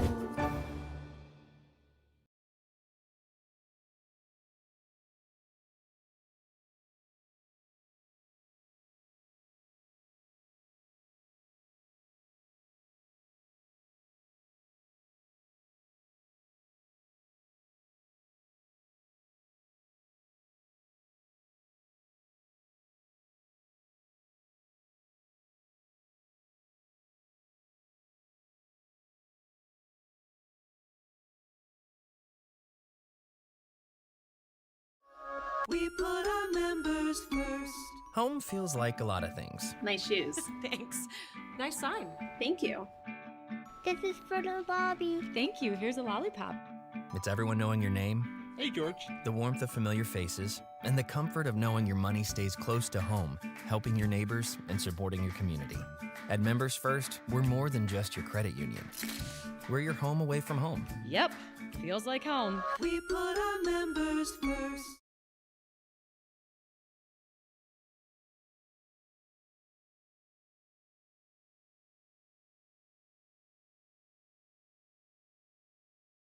L. Bullock Memorial Field as the Seals fall tonight to the Danville Ironmen 21-12. And this is how it happened, as Danville will get on the board first on a Harvey 40-yard touchdown reception, his third of the year. That came with 4:37 to go in the first quarter. That was a 9-play, 97-yard drive for the Danville Ironmen. Took 5 minutes and 44 seconds.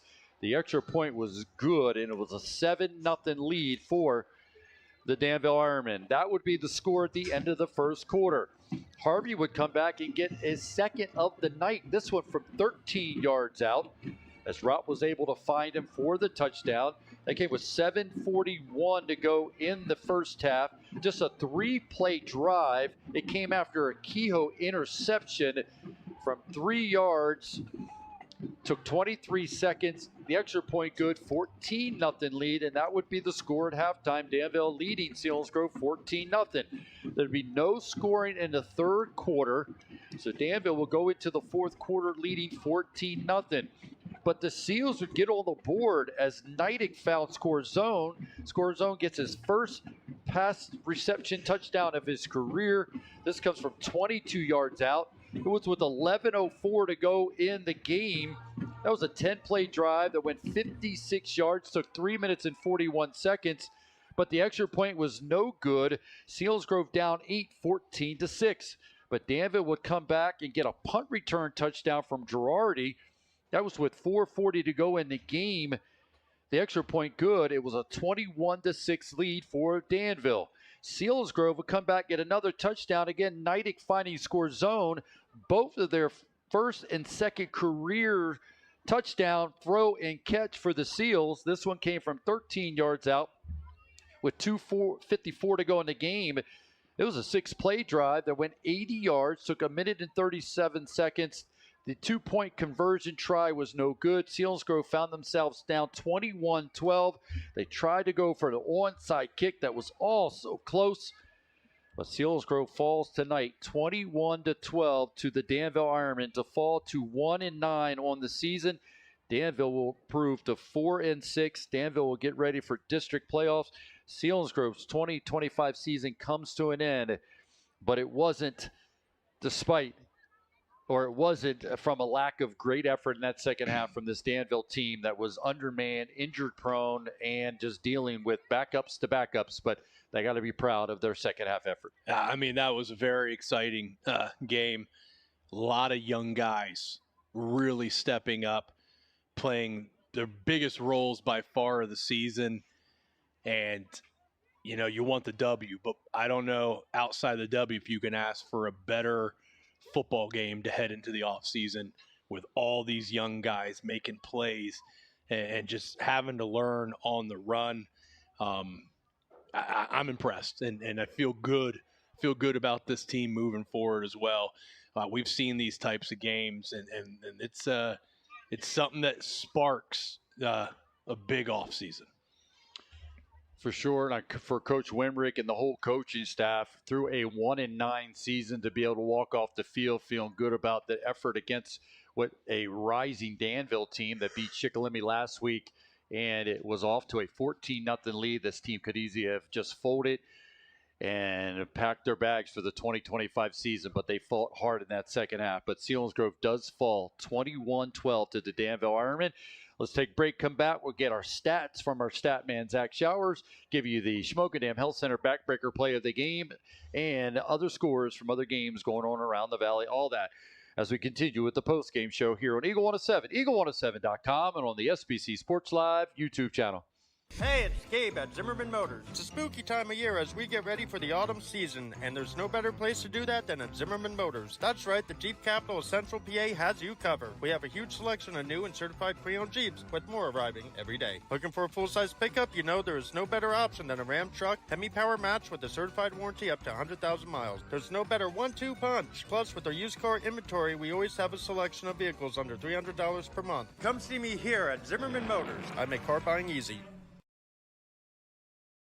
Time to do something a little different with your financial life? At Service First, we take pride in being anything but typical and helping our 47,000 plus members achieve their financial goals. At Service First, we're celebrating 50 years of being friends you can bank on. Become a member today.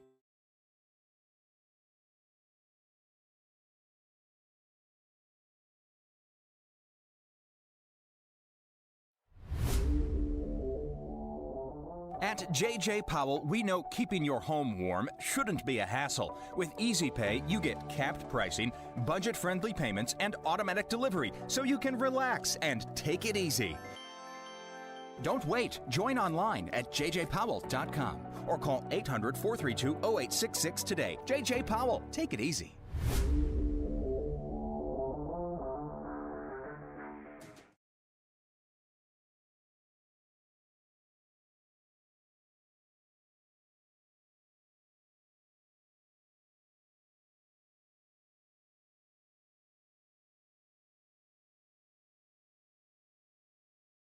Back to Harold L. Bolick Memorial Field, and the Selinsgrove Seals again fall tonight 21-12 to the Danville Ironmen. Taking a look at the stats given to me by the stat man Zach Showers.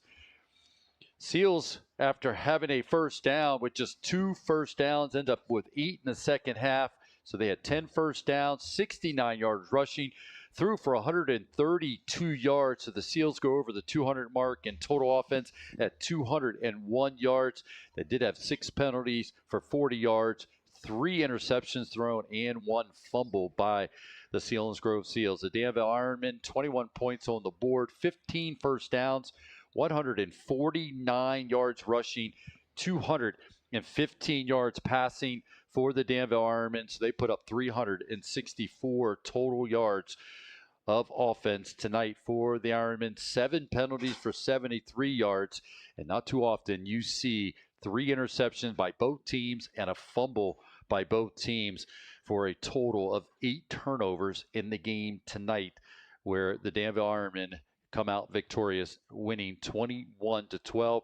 Girardi, a 35-yard punt return touchdown, big moment in the game. Score zone will go away and finish up his sophomore year, reflecting back on a 3-interception night, 3 in the first half for Peter Scorzone, unfortunately, in a losing effort for the Seals. Individual numbers, Ralph, senior quarterback for Danville, 14 for 21, 215 yards and 2 touchdowns. but he did have 3 interceptions. His main target was Harvey, who had 6 catches, 118 yards, 2 touchdowns. Simpson had 8 catches for 97 yards for the Danville Ironmen. In the rushing department, Raup ended up with 16 carries for 81 yards. Kehoe, 5 carries for 43 yards. And our thoughts go to Kehoe. Hope he's feeling better. The Danville team definitely need him as they move to district playoffs. Big-time player for the Danville Ironmen who went down in the game, and hopefully he'll be just fine for district playoffs. For the Selinsgrove Seals in individual numbers, Nidek 6 for 10, 102 yards and 2 touchdowns. Thomas, who had filled in for Amato, who Amato went out in the first half, Thomas ended up 3 for 7 for 30 yards and 3 interceptions. Scorzone ends up with 5 catches, 107 yards and 2 touchdowns to go along with his 3 interceptions. What a night for Peter Scorzone. Again, 3 interceptions on the night, 5 catches, 107 yards and 2 touchdowns for the sophomore. Fordyce, 3 catches for 16 yards. Bettle, the senior, playing his final game, 1 catch for 9 yards. In the rushing department, Thomas, 13 carries, 63 yards, had a fumble. Hollenbach, 8 carries for no yards. Jess Maria, 6 carries for 1 yard. And Nidek, 1 carry for 6 yards. Again, Selinsgrove falls tonight 21-12 to the Danville Ironmen. Danville put up 364 yards. Selinsgrove 201 yards for the Selinsgrove Seals in the losing effort. Ryan, lots of different parts of this game you can talk about the effort and what they saw from some of these younger guys. Impressed all the way around, and we're hoping that obviously Rocco Amato is fine as well as he went out in the first half. Some guys taking big blows, Isaac Thomas, Rocco Amato, and also Kehoe. As a parent, we hope all of them are okay and be able to bounce back and feel just fine after this game, which was a incredibly hard-hitting game. Well, I think what we saw tonight is a mentality that's going to lead to winning. You had a bunch of young kids out there tonight that had to step into roles that they didn't even expect they were going to step into against a team that they knew they had a chance of beating. And, you look around and you see your leaders, your guys that have been the leaders all season dealing with injuries. It's easy. It's easy to give up at that point. And these freshmen and sophomores, along with the mix of some of these other guys, they didn't quit. They didn't become victims. They just stepped up and played football, gave it everything they had, and had a presence of mind that you don't see out of young athletes like that. As a Seals fan and all of Seal Nation, I mean, this is something that, makes you feel a little better after a loss. It makes you feel pretty hopeful and excited about an off season and going into next year. Again, Selinsgrove falls tonight 21-12 to fall to 1-9 in their 2025 season. So their season wraps up, and it wraps up for that senior class. Again, the spotlights, Jake Bettle, Mason Vasquez, Brett Rice, Wyatt Teets, Logan Dresser, Jack Peters, Micaiah DeBoscus, and Griffin Voss, seniors for the Selinsgrove Seals playing their final game as a Seal. Updated scores as Southern Columbia turned it on, and they end up beating Chickalimi 61-28. That's a final. Mifflinburg beats Lewisburg 35-0. Warrior Run 21 point better than Milton 31-10.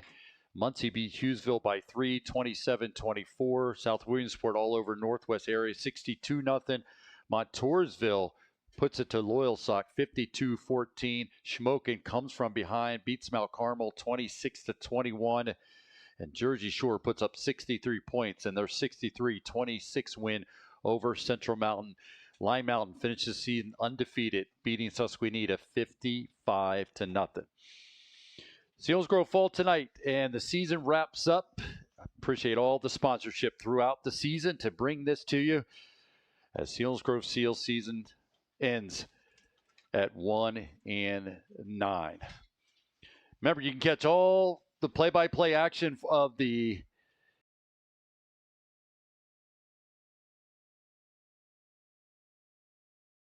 center backbreaker play of the game. And again, you and I will argue and we'll go back and forth and get in each other's face like we normally do about this very important punt return for a touchdown. And it's the punt return for a touchdown. You argued with me. Is the Schmokendam Health Center backbreaker play of the game. That turned things around for the Danville Ironmen. The punt return by Girardi. That's the Schmokendam Health Center backbreaker play of the game. Schmokendam Health Center offering medical care, chiropractic care, rehabilitation, and more. Call 570-743-4333 for an appointment. That's the Schmokendam Health Center backbreaker play of the game. So next, Seals, it'll be the 2026 season for the Seals as they go away tonight feeling better about their effort, even though they fall to the Danville Ironmen 21-12. So for Zach Showers, our stat guy, Rob Center, our producer, the SBC Sports Live staff all season long, and Ryan Brandt, I'm Pat O'Brien saying thanks for joining us for tonight's Seals Go Seals football on Eagle 107, eagle107.com.